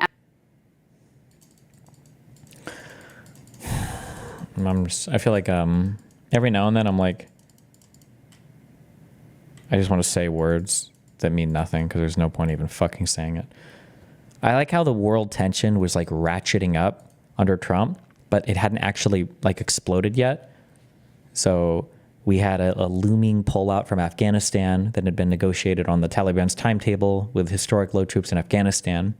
We had the Great March of Return, or the border riots that were raging on for a year, the Gaza Strip, because Netanyahu wanted to annex the West Bank and pull funding from UNRWA. We had the continual growth and the continual foreign meddling of the Houthis, of Hezbollah, of Iran. And we had Russian troops for the first time fighting Ukrainian troops openly, the Donbass, and encroachment still in Crimea. All of these things are happening under Trump. And all of it was building. And then when Biden comes into office, all of a sudden the whole world is at war because of Biden, right? It's like, holy fuck, how did Biden do this? And now, as sad as it is to say, Ukraine-Russia is probably gearing towards some kind of end. Obviously, Israel has crushed now the Hamas and Hezbollah. And I don't know what the fuck the Houthis are doing anymore, right? Now that everything's winding down, as Trump comes into office... And now these conflicts wind down. It's like, yeah, that was me. I did do that. Yeah, I did actually solve these conflicts. Way to go, guys. I can already see it. MSNBC's cratering ratings. I think that creates an opportunity, a possibility, but I don't think they've been defeated. I think it's very possible we end up with Pete and Gavin, next time around in the Democratic primary. These people are very resilient. I think you have a lot of, affluent liberals who will think that they could be the answers to the problems, et cetera. They still have a lot of money power. But on the Republican side too, for me, the ultimate final boss establishment is the billionaires who rig the rules for their own benefit. And the billionaires have basically never been more blatantly in control than right now. Elon Musk is a perfect example of this, but we can actually put this next element up on the screen, guys. Trump has the wealthiest cabinet in history. I think there are 6 billionaires so far that he's picked to be part of his administration. To me... Is this including people like Elon? Because Elon isn't technically, that's not a real department that Elon and Vivek were a part of. 6 billionaires? Even absent Elon, are there 5 other billionaires? Again, this is the ultimate establishment, and they are fully in control of what's going to happen in the Trump administration. Okay, one more, going back to Trump's problems and then this. Yeah, okay. Why do progressives hate Pete so much? He seems to have very progressive politics. He's gay, he's white, and he is too educated, so it comes off as part of the intelligentsia. So I agree with you on all that. He's been hypocritical on every one of those issues, censorship. And he said about in his first term, I don't want poor people in my cabinet.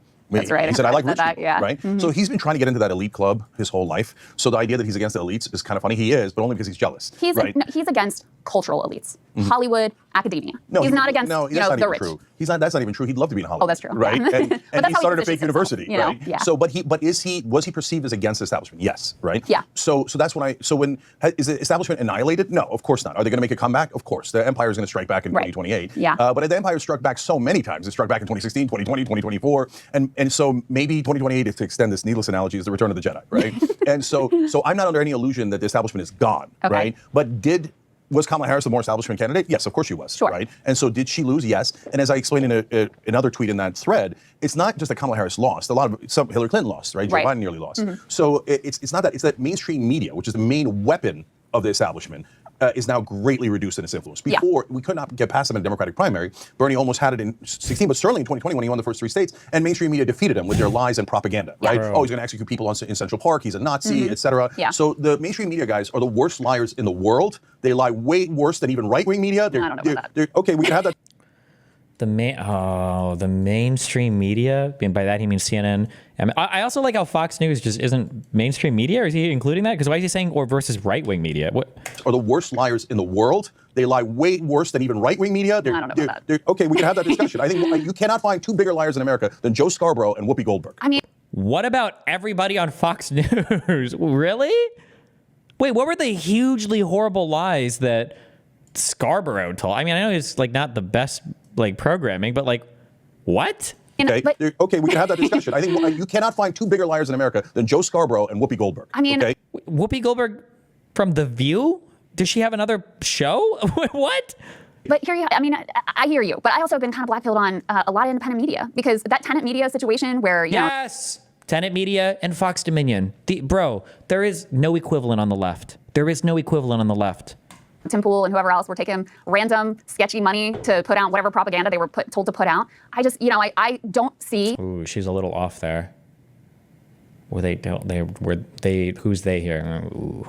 What has grown up on the right in the independent media space as actually being better than the mainstream press. I totally disagree with you. While I feel like what I agree with you on is there is a possibility that exists now that didn't before. And so I feel sort of, I guess what I relate to in your tweet is I would say I feel energized because there is a possibility that wasn't there, that is there now. I think the most likely outcome is that things continue to get worse. That's why I don't feel like optimistic, because what I see over the next 4 years is you're probably going to have, you know, a lot of cruelty towards immigrants. You're likely to have, you know, another inflationary spiral if he does, you know, half of the tariffs he's talking about. You could very easily have more chaos in the Middle East. We're already seeing it. More brutality in the Middle East. That's almost certainly going to happen. You know, we could have some like giant crypto bubble as possible, avian flu. Like there's all kinds of things that I think could be horrible. Is anything going to happen in the Middle East right now? It feels like all the pressure has been like cooled off.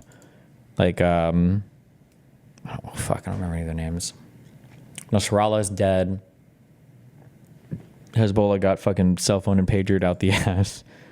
You lost Sinwar, Haniyeh, and Dave Mohammed. You lost all your Hamas guys. I don't know what the fuck the Houthis are doing. Iran did 2 big attacks on Israel and they killed 1 brown dude. Syria is getting cooed right now. What even is going on that would even represent any threats to U.S. interests at the moment? Like Syria getting cooed, it sounds, I don't mean this in a good for the people way. Remember what I said before, foreign policy is analyzed from different perspectives. From a human suffering perspective, at least in the short term, any coup or whatever in Syria is bad for sure. But from a U.S.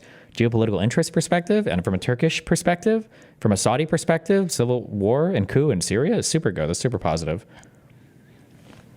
But and brutal over the next 4 years. And I can't look at that. I would love to feel optimistic that, there's going to be light at the end of the rainbow. And like I said, I do feel energized, but optimistic is just not, I would love to be there, but I'm not. So let me agree and disagree in part. Okay. So first of all, I agree with your facts. So when we're talking about online media, are the Russians involved? Are there fracking billionaires that are financing shows? Yeah. Billionaire X and Billionaire Y, and do some of those shows totally serve those interests? Yeah. Yes. And they're reading the ads themselves. Yeah. So there's not even the appearance of an arm's length distance from the advertisers and the money. I get all that and I grant all that. Okay, so why then, given those facts, am I more optimistic about online media than mainstream media? Because mainstream media is a prison. And it's a prison in the past you could not break out of. There's guardrails. You are not allowed to say things outside those guardrails. You cannot talk about how the donors obviously control all the politicians. You can't talk. You think there are things that you can talk about it in an alternative media? That's a free and open. You can't even make fun of RFK's voice on Joe Rogan without him getting mad at you. What do you? Obviously. You cannot talk about how Israel obviously controls Washington and Washington's occupied territory. It's okay. A little bit too much Nick Fuentes content there, buddy, but okay. So obvious. But if you say you're fired, you're fired, you're fired. I hate that prison. I despise that prison of lies that is establishment media, okay? So now in online media, yeah, you got the Russians, you got this, you got wild and woolly, crazy stuff. You got people I disagree with on the extreme left, on the extreme right. It's a mess in online media, and I love it, okay? That's the jungle. But Crystal, that's our jungle. Okay, so we started this jungle at the Young Turks, and Breaking Points and the Young Turks are in those same woods. Right. Oh, in the woods we have to fight off the right, the left, the middle, the Russians, the Israelis, the Saudis, etc. Yeah, that's the woods, baby. Right. But we were born in those woods. I mean, I that's hear freedom. you, Cenk. I've seen too much. I mean, you know what the incentives are. Like the incentives are to feed the algorithm, the incentives are to feed your audience, whatever they want to hear. The incentives are to be, ever more in your own bubble. And a lot of the incentives are the same, like access-driven ones and corruption-driven ones as the mainstream press. There's a reason why you and I didn't get interviews with Kamala Harris, because she knows we would ask her some tough questions. Of course. There's a reason. Crystal, who gives a damn about getting interviewed with Kamala Harris? I'm just saying. Oh, I am Kamala Harris. A lot of people, I'm not interested in interviewing a corporate robot anyway. But Cenk, my point is that a lot of people do care about that, which is why so much of right-wing media is just like, basically sucking off Trump and whatever he says and towing the line. Because they want to maintain that access. They want to maintain, their funding and their money, and they want to feed their audience whatever they want to be fed. And so again, there's a possibility here, and I don't want to quash that. I think it's really important, and it excites me. In the same respect, like I'm clear-eyed about what a cesspool a lot of independent media, frankly, is at this point. And so there's I guess a caution that I have about it as Crystal, well. Nobody knows that. Thank you. Yes, I will take credit for all these talking points. I don't care. Kyle, I know you watch my shit. Okay, we will never be friendly because your foreign policy takes are fucking insane. Okay, but I will compliment you on your recent shitting on, Trump Ozark. Okay, I will compliment you on that. Because you're going ham, you're going crazy, you're going wilder than I or Josiah would. And I'm here for it, okay? I'm fucking here for it, so good job. Keep it up. Better than me, right? We've been doing this for 22 years. I know, that's right? what I'm saying. So we started when the internet was a nice place. That's how old we are, okay? So longest running show in internet history, first YouTube partner, you know all that, right? Yeah. So my point is that I have gone through all of those different things, and I'm perfectly aware of that. I'm not at all naive about it. Wait, did he say first YouTube partner, like first batch of? It's a nice place. That's how old we are, okay? So years, I know, that's right? what I'm saying. So a caution that I have about it as Crystal, well. Nobody knows that better than me, right? We've been doing this for 22 years. I know, that's right? what I'm saying. So we started when the internet was a nice place. That's how old we are, okay? So longest running show in internet history, first YouTube partner, you know all that, right? Is that true? Damn. Yeah. So my point is that I have gone through all of those different things, and I'm perfectly aware of that. I'm not at all naive about it. I know, right? yeah. But let me ask you a question back. Okay. You and I both worked at MSNBC. Yeah. So we worked in establishment media. Yeah. We worked online media. Yeah. What do you prefer? Oh, definitely online media. See? But I'll tell you, Cenk, we've made some very specific decisions here, which is we don't do that. We will never talk to an advertiser. We don't do ad reads. We, have tried to intentionally create our business to avoid as much as possible, and we're still human beings, but as much as possible, some of the, the pressures, the incentives, et cetera, that I think have led to, most of the media ecosystem being not that great. And I think, that's, I know you guys have made some of those choices in your own ways, not exactly the same ones that we have, but most people, like, the money's green, and, they want me to read this ad for, like, the bald coddlers or whatever it is, and I'm going to do it, and I'm not going to look into that product, and if later down the road there's some problem with the product, I'm not going to cover it because then I'm going to have a problem with my funders. Like, I think because we've made some specific decisions here, it has given us a lot of freedom. But I don't necessarily see those same incentives, playing out across all of independent media, which has created, as much as I would love for us to be the model for everyone, that's not the reality of most of what exists out there. Yeah, but so, Crystal, I agree with you on all of that. Again, stipulate to all the facts, right? But at least we've got a fighter's chance in online media. Yeah. And what has our perseverance shown, TYT as a network, right? Yeah. It's shown that when you buck all the tides and you don't take the obvious money, you don't serve those corporate interests, and you get attacked by every side imaginable, right? Establishment, right wing, left wing, everyone has attacked us. Yeah. And yet we're still the largest. So now that's not to just the brag. Do you think that with the Russian economic crisis, we'll see any impact on independent media in the U.S.? I have no clue.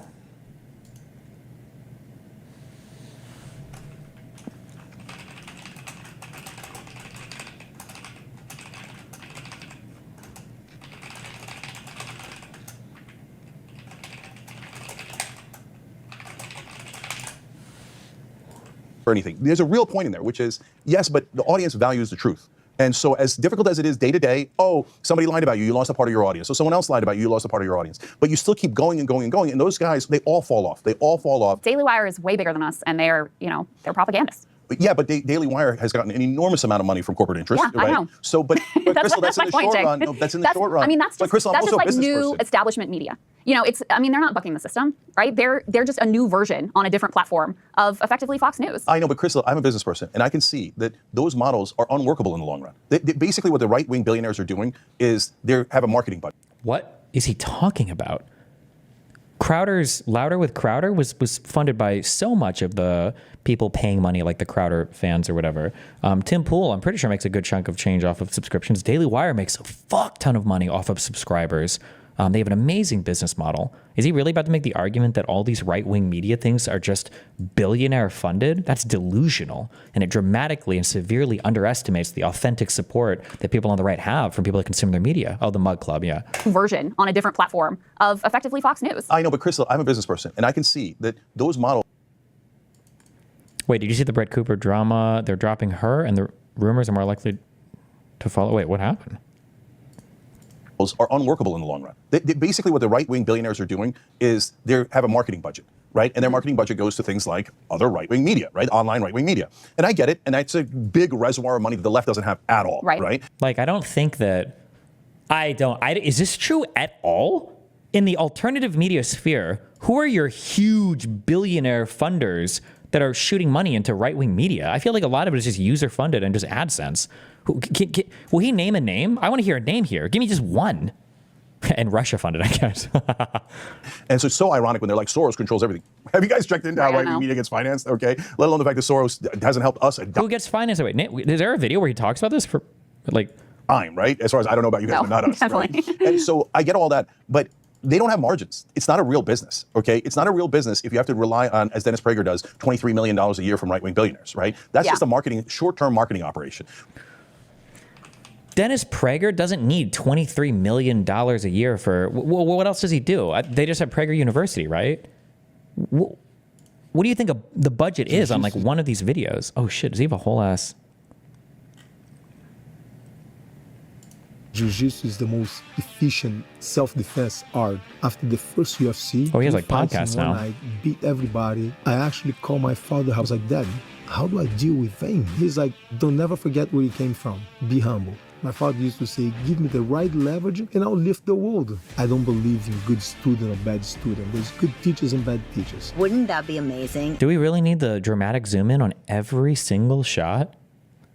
I think every shot in this trailer. That rule to every facet of education. Every school should have it. Toxic masculinity, whatever you call it. I don't even know how to pronounce that because I don't believe on that. Men have to be men. Boys have to be boys. What are your the airplane thoughts zoom? on what is happening in Brazil right now? I call Brazil a fake freedom. If America falls, where would we go?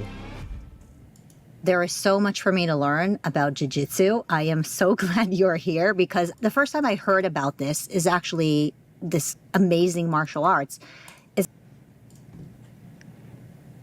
Okay, we're not watching this. Whereas building a real business where people actually value what you're doing, value the truth, that is sustainable in the long run, and we've proven that. Yeah. So look, the last thing on Trump in terms. Yeah.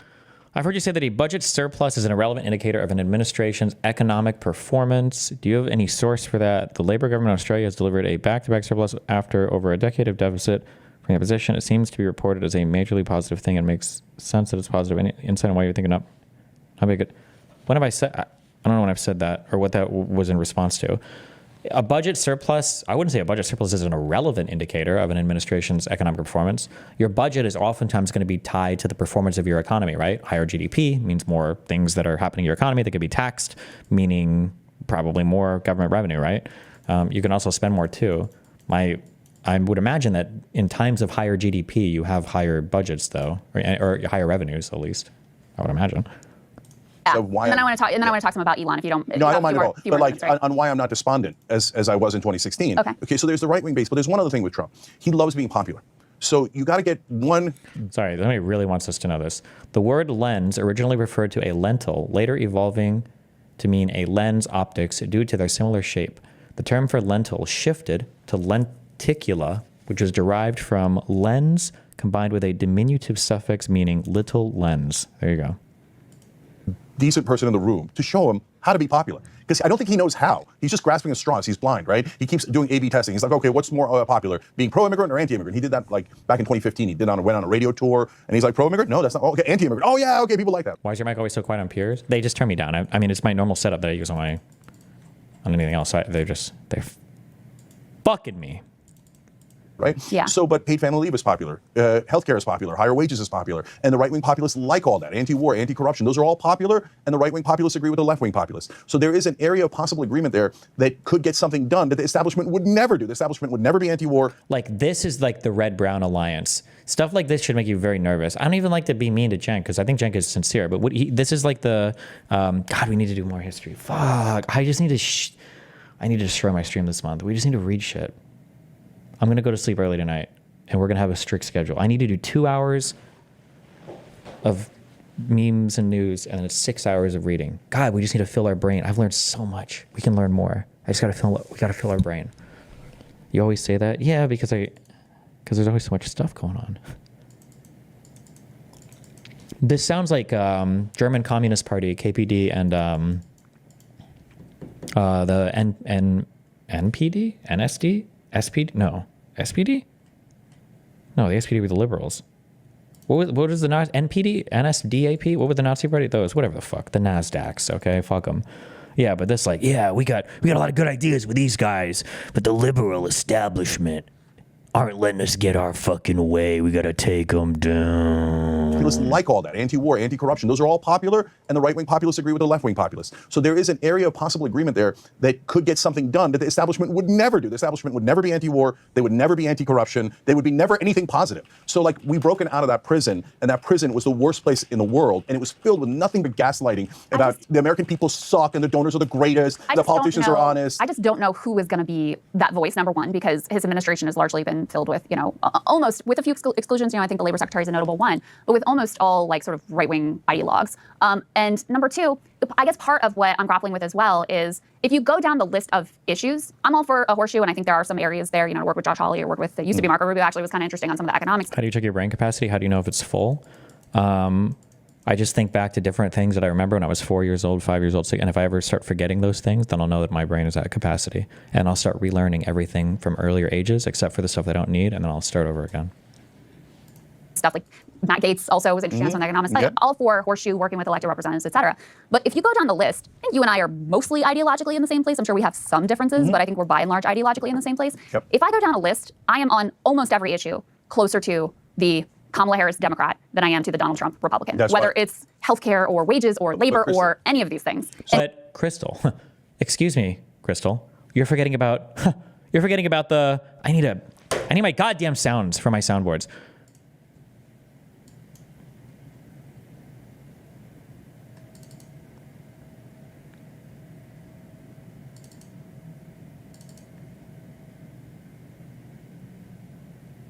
I don't know what is gonna, if I play this.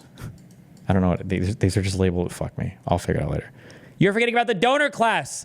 The donor class. And so that's what's kind of, that's what. Don't cut him off. Let him talk about the donor class. What's a little bit like dissonant for me is, if we're caring about the policy outcomes, I think I'm much more likely to get improvement, not the things we would want, like Medicare for all. But you're never gonna get those things because of the donor class. Cenk he's the meme kid with the veins in his head, the donor class. We're likely to get improvement on policy outcomes that I would want to see from a Kamala Harris. So react to that, but never also, get it. Are you saying that you're actively happy that Trump beat her at this point? No, but okay. Bring up the donor class. What I was going to say is, since I agree with you ideologically that I'm closer to the theoretical Kamala Harris positions, that's why I voted for Kamala Harris instead of Donald Trump. Right. And I'm worried that Donald Trump, again, never called him a Nazi, never called him Hitler, but fascist is another word for authoritarian, right? And so, I'm worried that Donald Trump's an authoritarian, so that's why I vote, and he said to terminate the Constitution. That's why I vote for Kamala Harris. Okay. So now, having said that, now that he has won, right, I would have preferred an actual... Oh, he's not going to talk about Kamala Harris. Fuck! Populist instead of what I view to be a fake populist, right? But now that he has won, there is a tiny ray of hope that did not exist in the establishment prison. Okay, I hear that. So last thing on that is, I'll give you a specific example. Paid family leave. Is Trump likely to do it? No, of course not, right? So, and was Kamala Harris... Oh, but Kamala Harris would have never done it because of the donor class. Please, just say donor class. I'm so close to coming. Please, donor class, donor class, donor class, donor class. Harris going to do it. No, of course not. Because of the donor class. I think I have a better chance with her then. No, I totally disagree. That's why I disagree. The establishment never wavers. They will do what corporate... The establishment. Corporate Democrats, the establishment, the donor class. It's all here. That's them. He got it. We got it. I think I have a better chance with her then. No, I totally disagree. That's why I disagree. The establishment never wavers. They will do what corporate donors tell them. Corporate not 99% of the time, 100% of the time. That's not true. It is 100%. But Cenk, I can give you... Thank you. I will debate you on any issue. I'll give you some specific examples from the Biden administration, which is antitrust, Lena Khan. Right? The Wall Street Journal hated him for that. The billionaires hated him for that. I mean, that was big pressure. That wasn't far enough, dumbass. Cenk is like, I'm gonna fucking smack. Campaign they put. He's like, I need a third cup of coffee. God damn it. On Kamala Harris to make sure she got rid of Lena Khan, etc. So that he was the most pro-labor president we've had in our lifetimes. That is the lowest. I bet these shots aren't even live in their monitors in the background. I bet these are pre-recorded videos. Has anybody cross-referenced to check?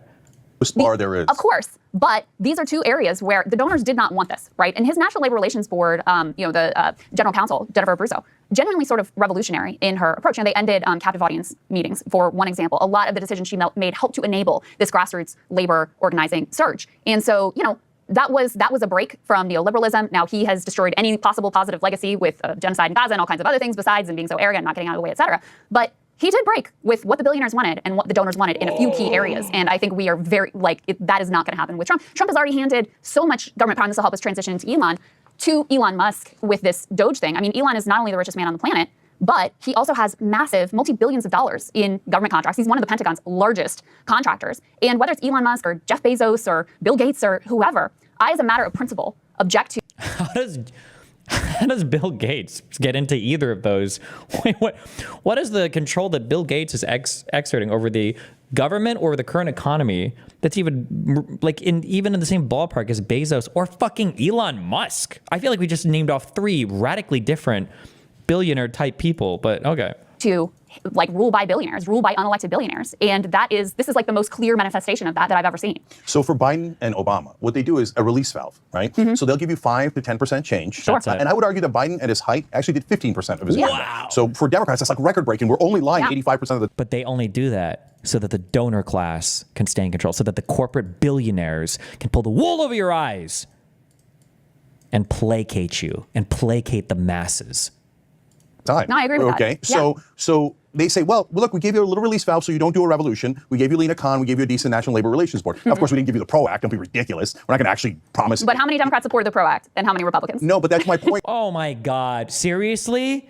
Why does Crystal always go for the fucking low blows? We're trying to talk about real change here, not fucking people that vote in Congress for shit. What is she talking about? Who supported it? What, like you need members of the House and the Senate? Does she even know where bills come from? I don't remember that in the cartoon.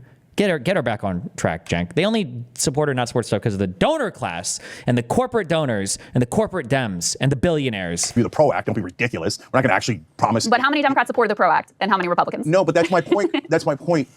Crystal. They don't support it, Crystal, because of the donors and the donor class and the billionaires. Those Democrats are liars. They don't actually support the PRO Act. Yeah. They don't actually support any of those policy positions. Because of the donors. Giant, enormous liars. So you saw it on $15 minimum wage. Oh, we're for $15 minimum wage. And Joe Biden's like, get it out of the goddamn bill, right? He said in the first interview in the Super Bowl, he said, oh, no, we can't do $15 minimum wage. Why? And I remember talking to people in Congress saying, oh, Cenk, what are you worried about? It's guaranteed. It's guaranteed. Nancy Pelosi told us it's guaranteed, right? And what did we do? We forced a vote on it. And what happened? 8 sellout Democratic senators voted against the $15 minimum wage, including the 2 Biden senators. And how many Republicans voted against it? No, but Crystal, I stipulate. Crystal, who cares if it was every single Republican? Like that the Republicans are totally corrupt. Okay, who's civics pilled? I feel like every time I say Crystal, I'm like, it's not her name. She does not look like a crystal. But yes, there is a difference between Democrats and Republicans. But are you? Because it seems like you're saying that you're more likely to get something real out of them than you are out of the Democrats. And look, I'm clear-eyed about the Democrats. I've been plenty critical of them in their many failings, but I just don't think that's true. And part of it is that Democrats get significant funding from labor unions, and that's a part of their coalition. And so that's part of why they're. That's part of why. That's part of. It's not compared to the corporate donor class, though. Why they have been more. I mean, they have just. The Biden administration in particular was pretty consistently pro-labor, and I think they deserve. I think they deserve some credit for that. And we had to drag him to the picket line, and he finally makes it to a picket line. Everyone's like, oh my God. A Democrat didn't lie 100% of the time. I'm not trying to say the Democrats are perfect, but Donald Trump is a strikebreaker. He bragged. He went to Elon Musk and was like, "Isn't that awesome how you fired these striking workers?" But Crystal, he has been a union buster his entire career. His first NLRB and Labor Secretary were horrendous. But it kind of feels like you are. No. Look, let's be super clear about it. Yeah. Right? So if you say to me, establishment Republicans suck, I agree 200%. But Democrats suck like 95% of the way. But the Republican populist base that elected Trump did a revolution against Mitch McConnell. Did a revolution against that establishment. Because he was anti-Trump, not because of his corporate whatever. Trump passed the biggest tax cut for rich people ever. Nevertheless, the establishment Republicans are defeated and humiliated, and I love it. Okay. I think they are, Cenk. Marco Rubio is Secretary of State. But let's see what happens with the right-wing base. When he goes to start that war, we're going to find out. Yeah. So here, I'll give you 2 specific examples. Okay. Number 1, on paid family leave, neither one of them is likely to do it. And no, I'm not thinking that everything is rainbows and sunshine and oh my God, Trump's going to be amazing. No, he is more likely to do what he has done in the past. And what he has done in the past is bad to terrible. Okay. Yes. So I've got that at about 75%. Everyone else has it at 99. or 100% that is on our side, right? And I think that is wrong. I think there's a 25% chance that right-wing base and his desire for popularity makes a difference. I think with corporate Democrats, you would have never, ever gotten paid family leave, even though it polls at 84%. They're enormous liars. All they have to do is introduce it and it passes, right? So the fact that they know that they can just introduce it and have it pass, and they won't do it anyway, shows you they are paid family leave. That's it. A slogan. That's the policy. What does paid family leave mean? What do we mean when we're talking about this? Well, you pay the family for leave when a woman gives birth to a baby. Is this federally funded? Is it coming out of like the unemployment insurance thing? How are we even funding this? How much would this even cost? Do we have any concept whatsoever of any part about? I mean, maybe there's some thing somewhere where somebody talks about this, but hopeless. They are 100% donor driven, and every once in a while release valve. Okay, so on the pressure, but on the Republican side, if you convince Donald Trump that paid family leave will make it more popular, he'll do it overnight. Yeah, and if you convince Donald Trump that the minimum wage is bad, he'll probably try to get rid of it. Why do we think that's a good thing? Gee, this guy, you know what? He watched too much Game of Thrones. Donald Trump won the election, and Cenk got his fucking clown mask on, and he stared into the fucking mirror, and he said, "Chaos is a ladder. Chaos is a ladder. Chaos is a ladder." And then he came out in his clown suit. He's like, "All right, guys." But on the Republican side, if you convince Donald Trump that paid family leave will make it more popular, he'll do it overnight because he doesn't care about Mitch McConnell. Right-wing ideologues around. I mean, this is the thing. Thank you. Yes. What? Okay, I have to cut this in because Crystal is approaching dangerously based territory, and I don't like it. Okay. Because she's brought up real life examples. She's distinguishing solid differences between the Democrats and the Republicans over and over again. She is pointing to real reasons why Democrats haven't been able to pass things. They don't have the votes for it. Okay. I know there's ideologues, but then what are you going to do? Give up hope? Wait, isn't it a good thing that he is trying to appeal to the American people by doing what people around him want? No, people around him are billionaires like Elon Musk. They don't represent the American people. Doesn't care about Mitch McConnell. Right-wing ideologues around. I mean, this is the thing. It's I know there's ideologues, but then what are you going to do? Give up hope? You just can't. No, but you have to be. And then let's talk about the Pentagon. No, but let's talk about the Pentagon because I do think that's an interesting point of conversation. There is no chance that she's about to bring up the fact that the accounting errors and the auditing issues in the Pentagon are completely misunderstood and totally overblown.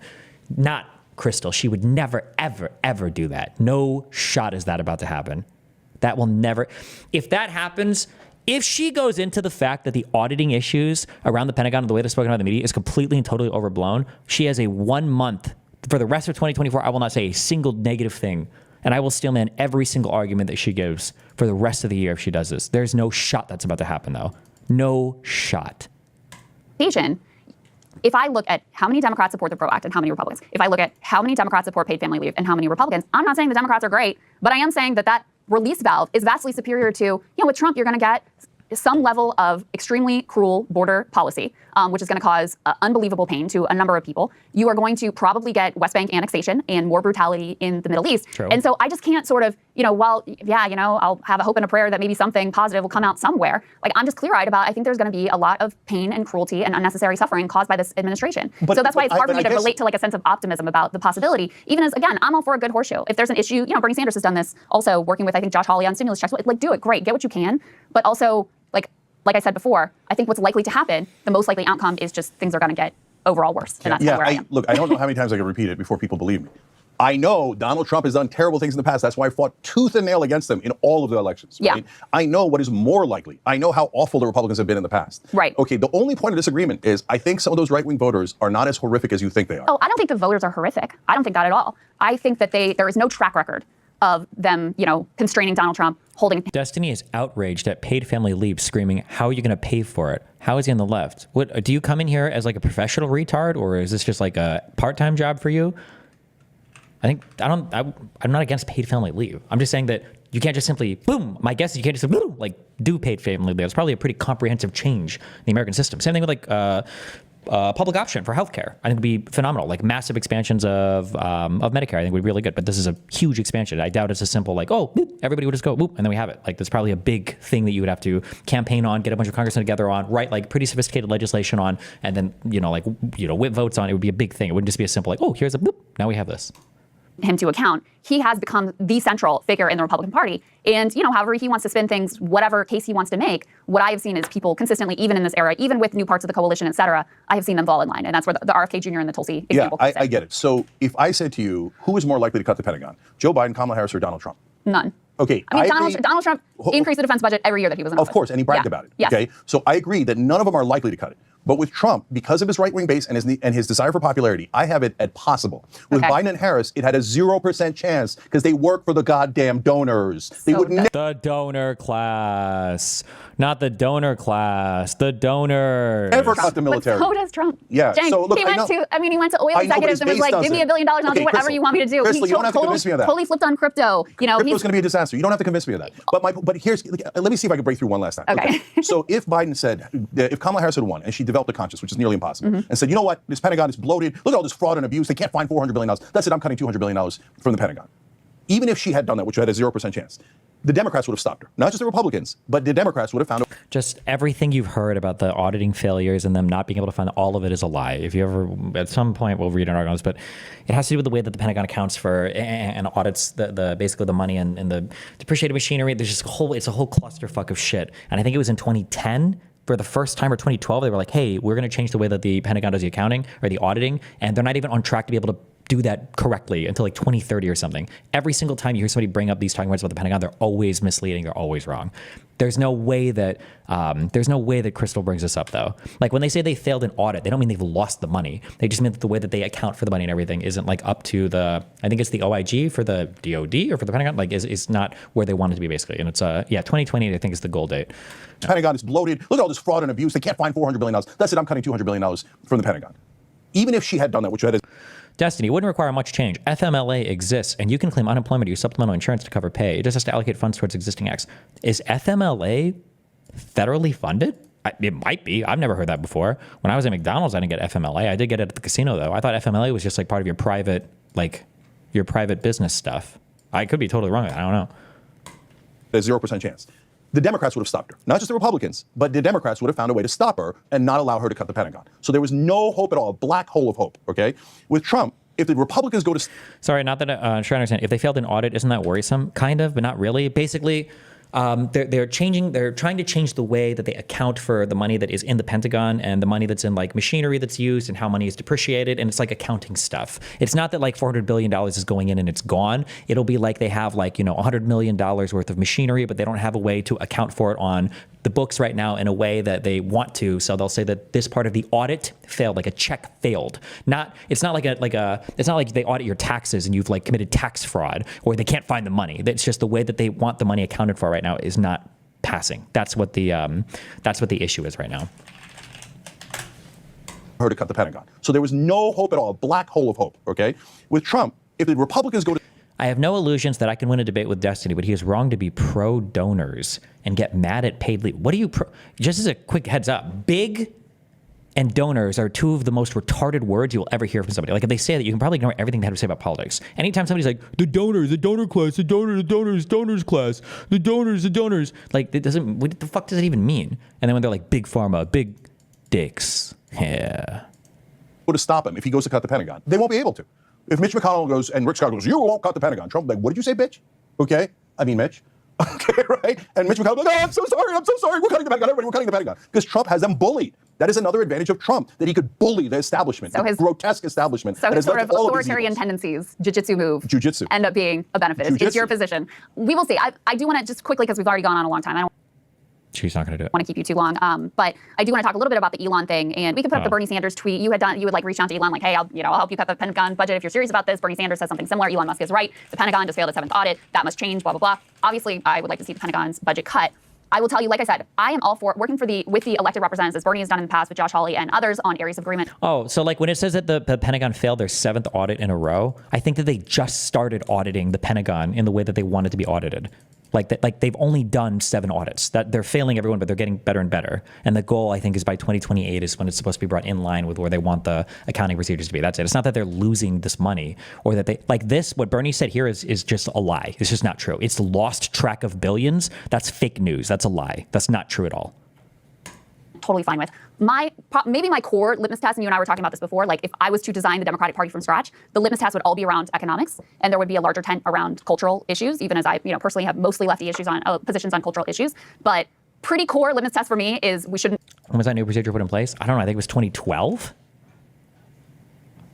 Be allowing unelected billionaires to effectively run the government. And so on this particular issue, I do come down in a different place than you, because I think this project of giving Elon Musk, the richest man on the planet, one of the Pentagon's largest contractors, who's embroiled in all sorts of regulatory disputes around labor violations and environmental degradation and SEC violations, giving him carte blanche to remake the government however he wants to. Like, just out of principle, I think that's a project overall that should be opposed. Yeah, so totally agree, but that's not where we are. So let's talk about the agreement, and then let's talk about what to do going forward. Okay. So this is what I told Republicans and the right-wing voters and the independents before the election. Look, Donald Trump openly brags about his corruption. He goes, I used to be against electric vehicles, but then Elon gave me a very strong endorsement. Right, now I'm so for here we that. are, yeah. I'm like, you just admitted that you are the swamp, right? And so, and he brags about, oh, Sheldon Adelson gave me a strong endorsement back in 2016 and 2020. That means $100 million in both races, right? Yep. So he said, so I moved the embassy for him. You just admitted that you gave U.S. foreign policy to a donor, and he's now done that with Miriam Adelson. You know, he's saying, oh, I admitted that you gave U.S. foreign policy to a donor, and he's now done that with Miriam Adelson. You know, he's saying, oh yeah, I'll start any war Israel wants because Miriam gave me $137 million. Yep. On TikTok, he was even more brazen. He was like, I was against TikTok, tried to get a ban, but Jeff Yass gave me a strong endorsement. That's right. Crypto, same deal. Yeah, and so now I'm for TikTok, right? So he admits his corruption in spectacular fashion. It's unbelievable. Would I allow Elon Musk in an ideal world to basically have power over at least half the government? Just because he's one of the top donors to Donald Trump? No, I don't want billionaire donors in charge of the government, right? So that is clear and obvious. And I hope one day right-wing populists finally realize, oh, maybe billionaire donors aren't our friends. Maybe that they're rigging the rules not to our benefit, but to their benefit, right? And so I understand and stipulate to all that. But nevertheless, Trump won. And here's Elon Musk and Vivek Ramaswamy, who are going to be in charge Both of this. billionaires, yeah. Who are going to be in charge of this department, whatever the hell this department is, which is really the whole government, right? Right, that's right. And so I say half the government, but it's not. It's the whole government. And so how do I make the best of it? Well, we've always wanted to cut the Pentagon, right? So if they're looking to make cuts, I suggest the idea of cutting the Pentagon. Now, normally that's where it would end, especially if I said that to Joe Biden or Kamala Harris, they'd be like, get out of here, you loser, online media, populist loser. They wouldn't No even way, notice. no way, right? Biden doesn't know how to log into Twitter. Yeah, so they'd be like, no way. They'd go and give a general a hand. Just to clarify, by failed audit, do they mean the Pentagon failed to balance their budget? And when the media says they can't account for $824 billion, they literally mean the accounting audit failed? No, they can't. It has nothing to do with accounting. Fuck, I want to read this real quick, and then Dan's downstairs. I got to start transferring my shit. This is an email I got a while ago. I'm part of blank and blank, one of the contributors of the audit for the DoD, specifically some branch of government.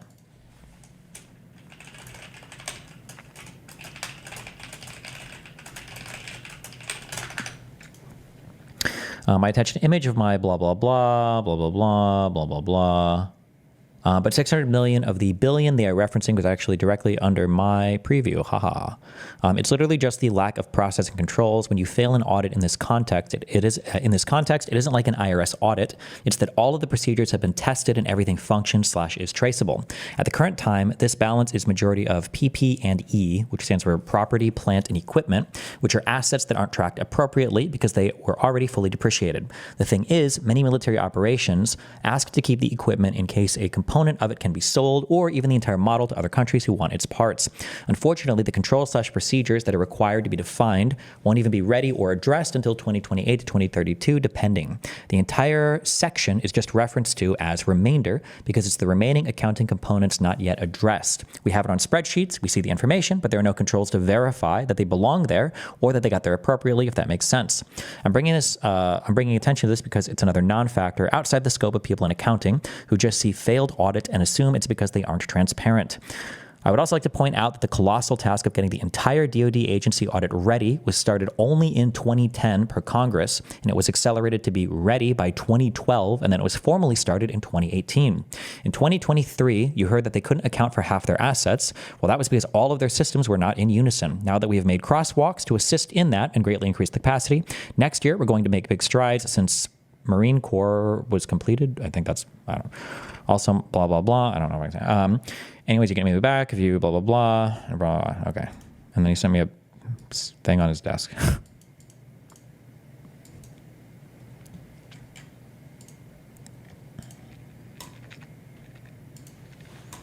Handy. That's, and be like, oh, no, don't worry, Shadow. Don't worry. Joe Biden's here to protect you, right? And so would Mitch McConnell, so would every dirtbag Republican, right? So, but here, Elon Musk and Donald Trump Jr. said, maybe we do that, right? Maybe we do. Then I suggested a conflict of interest rule where the generals can't be go work for defense contractors afterwards, right? And why did Elon, this is the important part I'm trying to get through to you guys. Yeah. Why did Elon and Donald Trump Jr. go, all right, Cenk, attaboy? Not a thing they would normally say, because right? they like saying, even lefty Cenk Uygur agrees with the Department of Government Efficiency. That's why. So, Crystal, I totally get that. Yeah. And I understand that that's part of their motivation. Yeah. But the main motivation was not that. The main motivation is because on X, they could see all of their base going, yes. Because their base also likes even lefty Cenk Uygur is on board with Department of Government Efficiency. Like, I understand where you're coming from. I understand where Bernie's coming from. Of like, listen, this is the world and we have to deal with it and we're going to get what we can get. if you're talking about elected representative, I am 100% on board with all of that. With this specific project, I think it's dangerous to normalize giving billionaires this level of control over the government. And your willingness to engage with it, which again, I understand where you're coming from. I'm not saying like you're bad or evil or like whatever for doing it. But I think this level of engagement gives this project of total billionaire control over the federal government a sense of bipartisan legitimacy and creates the appearance that genuinely beneficial things are going to come out of it, when I do not think that genuinely beneficial things are going to come out of it overall, even if there are things that they cut that you and I would be like, okay, that's fine that they cut that. Because look, Elon Musk, he is himself one of the largest Pentagon contractors. He has all of these massive conflicts of interest. This is a project, like any normal like Koch brothers type right-wing project, to strip the capability of the government so that it's less able to regulate and constrain robber barons like Elon Musk or any other of the billionaire class that has rigged the economy. And so that's why in this specific instance, I think it's more important to just oppose the project outright and try to explain to people why this is a really pernicious development in our nation's history versus giving it some credibility by being, oh, look, they might do some good things and they might work with me on this or that proposal. So totally agree, totally disagree. Okay. The part I agree on is, yeah, it's a pernicious project. I don't want to validate billionaires running the government, donors running the government. That was the problem with the establishment in the first place, right? And yes, Elon Musk has enormous conflicts of interest, not just with the Pentagon. He wants to get rid of the Consumer Financial Protection Bureau. Why? Because they're the cops on Wall Street. And the NLRB. And why do they want to get rid of that? Because it serves his billionaire interests, right? So I'm trying to, I hope to God, I know it's a tough task, but get the right-wing populists to realize. As a CPA tax corporate manager, it is insane how people who don't even know what a W-2 is try to understand what a failed audit is. PP and E is one of the hardest things to track, especially at that scale. Bro, do you want to know, when I was, oh my God, what was the name of that math PhD guy? Listening to Republicans or conservatives or alt-righters or whatever the fuck dipshits are, try to talk about how ESG was going to destroy everything because BlackRock owned like the entirety of the fucking, basically owned everything. But like they don't know the difference between like a company owning something versus like assets under management. And they think that people think that the assets under management is the actual like ownership that BlackRock as a company has over like just like random. I'm sorry, I shouldn't say random. And people that complain about ESG saying anything at all about finance were probably some of the most triggering conversations I've ever had in literally my entire fucking life. Holy fuck. He's another donor. Wake up. He's a donor. And he wants to get rid of the cops that are regulating him, That's right? And so he wants to defund the police, just the white collar police. That's literally the analogy I use. He wants to defund the police on Wall Street, right? And so and some people online think, oh, Cenk, are you going to call him out? Well, I think you're actually wrong there, but Lindsay did a poor job of elucidating his point. Still control the assets under management. No, it depends on what you mean by control. You don't own them. You're managing them for somebody else. Now, if you want to, here's the thing. I'm sorry. No, you get no credit for that. Not you personally, but he gets no credit for that. Technically, now, and I'll be honest, I might be some of my area of expertise here. I think that you can assign your voting rights to the people that are managing your assets. So I might have, I don't remember if there's an option or not. But for instance, if I'm buying, I think like an ETF, or if I'm buying a broad fund like that, then the person that trades the ETF, my voting rights might be assigned to them, or they might be passed to me. It might depend on the individual stocks that are part of the ETF, or it might depend on the agreement that you make with the ETF. And it might depend on what your brokerage allows you to do, or because there are emails that you get sometimes that assign you voting rights or not. Regardless, these are things that you might be able to argue that, well, even if they're assets under management, they might be able to exercise more voting control or market decisions or whatever, because they also manage funds at the same time. These are arguments that you can make, but when you don't know, when you think that assets under management are the same thing as a company owning something outright, you forfeit the right to have any conversation about any of this. Like, it's like saying that like cutting carbs is good because like when you cut carbs, you can lose 5 pounds of weight like very quickly, and that's why cutting carbs is good. And it's like, well, I mean, it's your glycogen shit attached to water. Like it's water weight in the beginning. But like the person's like, well, yeah, but I mean, they're kind of right. No, they're not. No, they're not kind of right. You don't get half credit because you say something 100% retarded. Okay. That's not how that works. Out on the Consumer Financial Protection Bureau. Of course, Consumer Financial Protection Bureau saves $20 for every dollar we spend on it. They get back $20 billion for every $1 billion we spend. But not only that, the $20 billion is money that the bankers stole from us, right? Financial Protection Bureau. Of course, Consumer Financial Protection Bureau saves $20 for every dollar we spend on it. They get back $20 billion for every $1 billion we spend. But not only that, the $20 billion is money that the bankers stole from us, right? And they admit that they stole it, and that's why they pay those fines, et cetera. So it's actually the best part of the government. I agree with all of that. But they are in charge. We did lose. So like on immigration, I agree with you. They're going to do some awful things on immigration that I don't agree with. Yeah. But the voters did kind of vote for that, okay? And we have to be cognizant of that, right? But the voters didn't vote for a giant war in the Middle East. They didn't. They voted against that, not for that, right? The voters did vote against corruption at large. Yeah, maybe they got misdirected by Trump, right? But they still hate corruption at their core. So if you can make them see the corruption. Now, in the midst of all of that, though, if you say me, Ro Khanna, and Bernie Sanders shouldn't legitimize this and instead should go, hey, you know what, cut Medicare and Medicaid first. Don't worry about the Pentagon. Don't worry about the conflicts of interest. Don't worry about cutting the Pentagon. Cut the best parts of the budget first. No. I guess where you and I disagree is I just do not believe that they actually are serious about like any positive intent. Like I don't believe they're going to cut the Pentagon, period. And so that I think that may be partly why I come down in a different place. But also my position really is that with this particular project, because it is so pernicious to just give carte blanche to a group of billionaires with massive conflicts of interest, like some of the largest conflicts of interest you can imagine, I think to me the most important approach to that is just to oppose it. But I understand where I get where you're coming from, Ted. Yeah, TARP forced companies to pay back. They may, but whatever. I want to address something with all this. Can I? Sure. Is this my camera here? Okay, yeah. So right-wing populists, it is now your job to prove Crystal wrong. Okay. Go out and do it, y'all. So she doesn't believe you. And by the way, almost no one on the left, other than me and Anna, believe you guys that you actually want to cut the Pentagon. And that you could pressure Elon Musk and Donald Trump to cut the Pentagon. So are you going to prove the left wrong, or are you going to prove them spectacularly right? Am I going to have to come on here and apologize to Crystal for ever believing in any right-wing... It's so funny that Trump is able to run right now on this idea of like cutting military expenditure or whatever.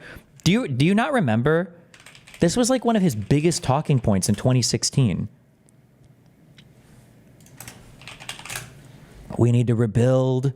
We need to rebuild our military crumbling. In anticipation of these and other changes, jobs are already starting to pour back into our country. You see that. In fact, I think I did more than any other pre-president. They say president-elect. President-elect is meeting with Ford. He's meeting with Chrysler. He's meeting with General Motors. I just want to save a little time. Because Ford and Fiat Chrysler, General Motors, Sprint, Intel, and so many others are now, because of the election result, making major investments in the United States, expanding production, and you're going to love it. You are going to love it.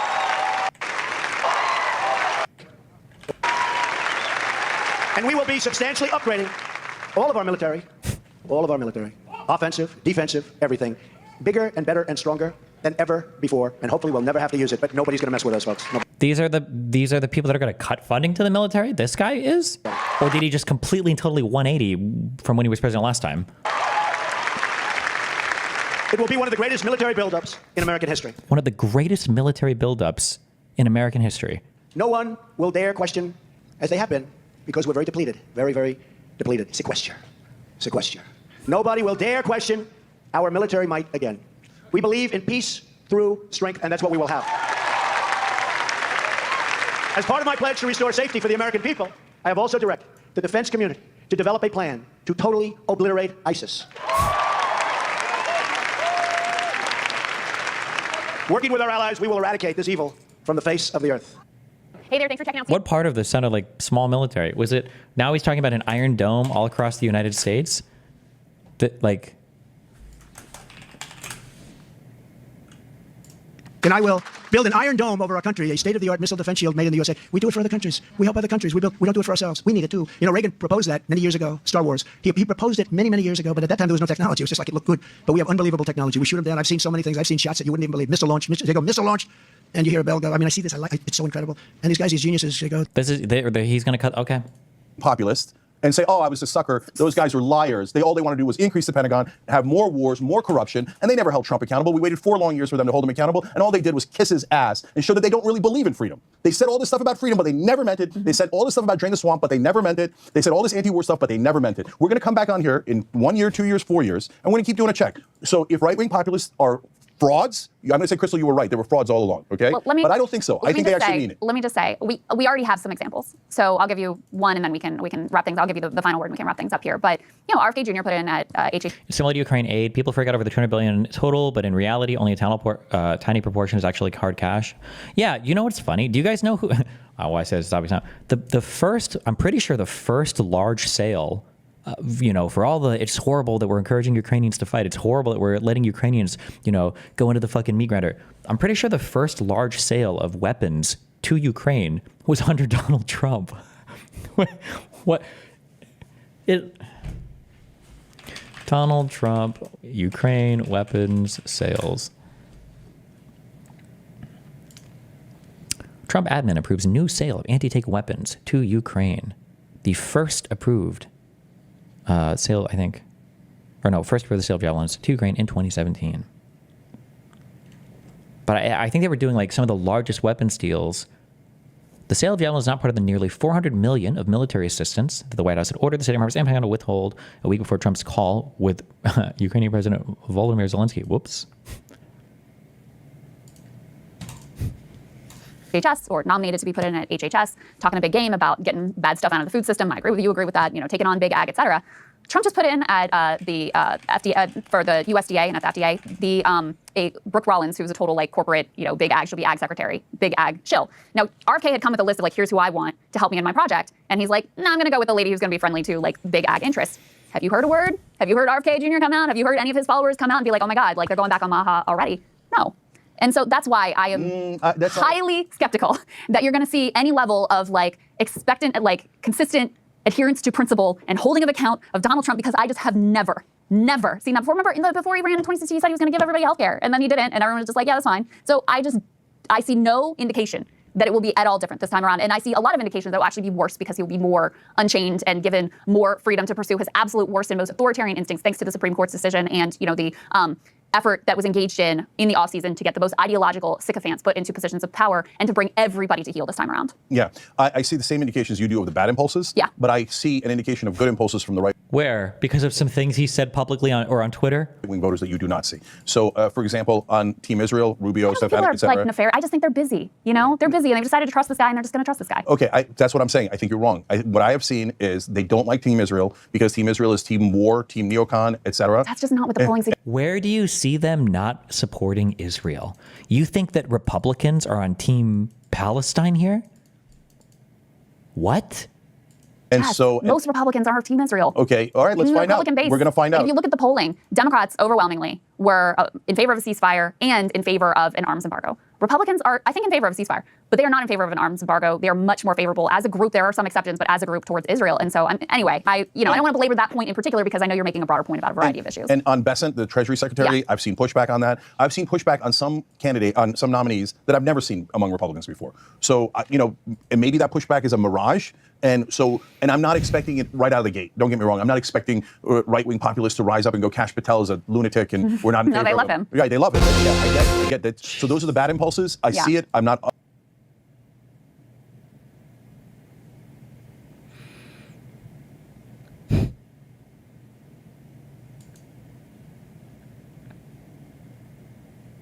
I remoted into the computer downstairs and I was turning on the OBS and it had the fucking, oh, Jesus.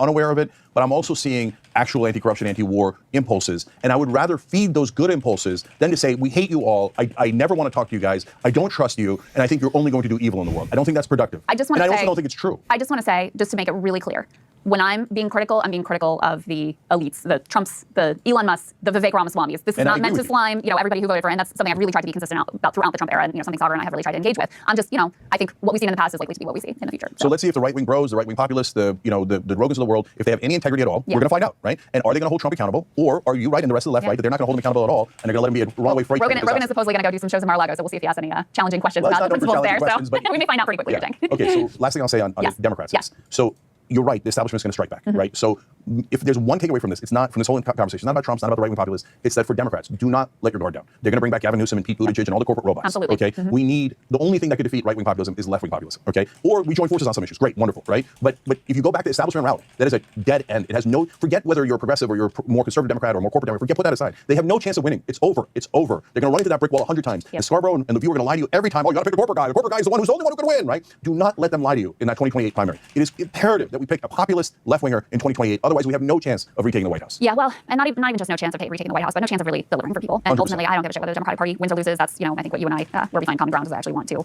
make life easier and better for people in this country. So, Cenk, love you, brother. Always great to see you. Glad to see you in town here. Although I do feel bad for you. What is LA? It's probably like in the 70s right now. It's fucking cold as hell here right now. So I don't know what you're thinking about. Well, I'm going to Florida next to do Patrick Bet Day. All right, there you go. I'm going to relax for 2 days before heading back to LA, but it's freezing out here. But I'm warmed by our conversation and the love in this room. All right, thank you, Cenk. And thank you guys so much for watching, and I will see you. Patrick Bet David, oh God.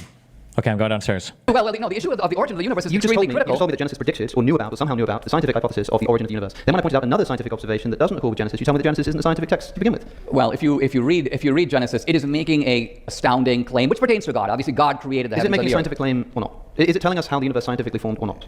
It's not telling us how the universe scientifically formed, because if it did, they would be outlining the history of the Big Bang. Then what's the relevance of bringing this up in the first place? Because it is stating a conclusion, not a process. It's not telling you how the universe was formed. Right. It's not telling you about... It also doesn't tell us how the sun was formed, but it tells us that it was formed after the earth was. It tells us that that's the case. That's wrong. It's incorrect. Show me. I don't have a Bible. Okay.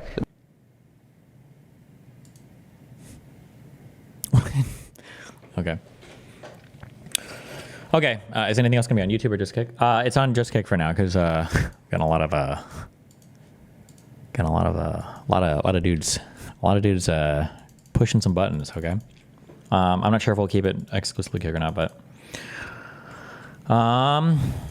okay. I need to turn my stream off up here, and then I'm gonna turn it on downstairs.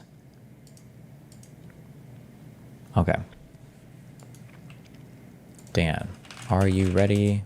Widescreen is gonna be on.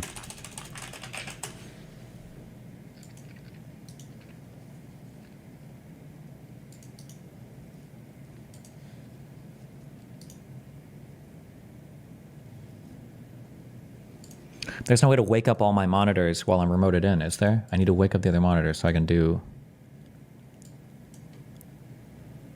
Okay, whatever. Read the Bloomberg article? Yeah, we probably will when we get downstairs. Okay. I'll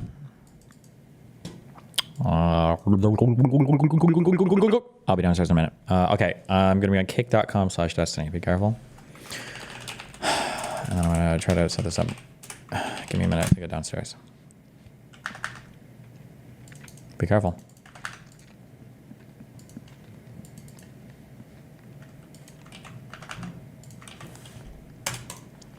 Hopefully this turns on instantly. Hopefully.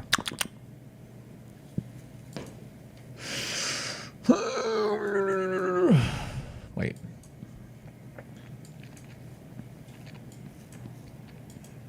Right? Right.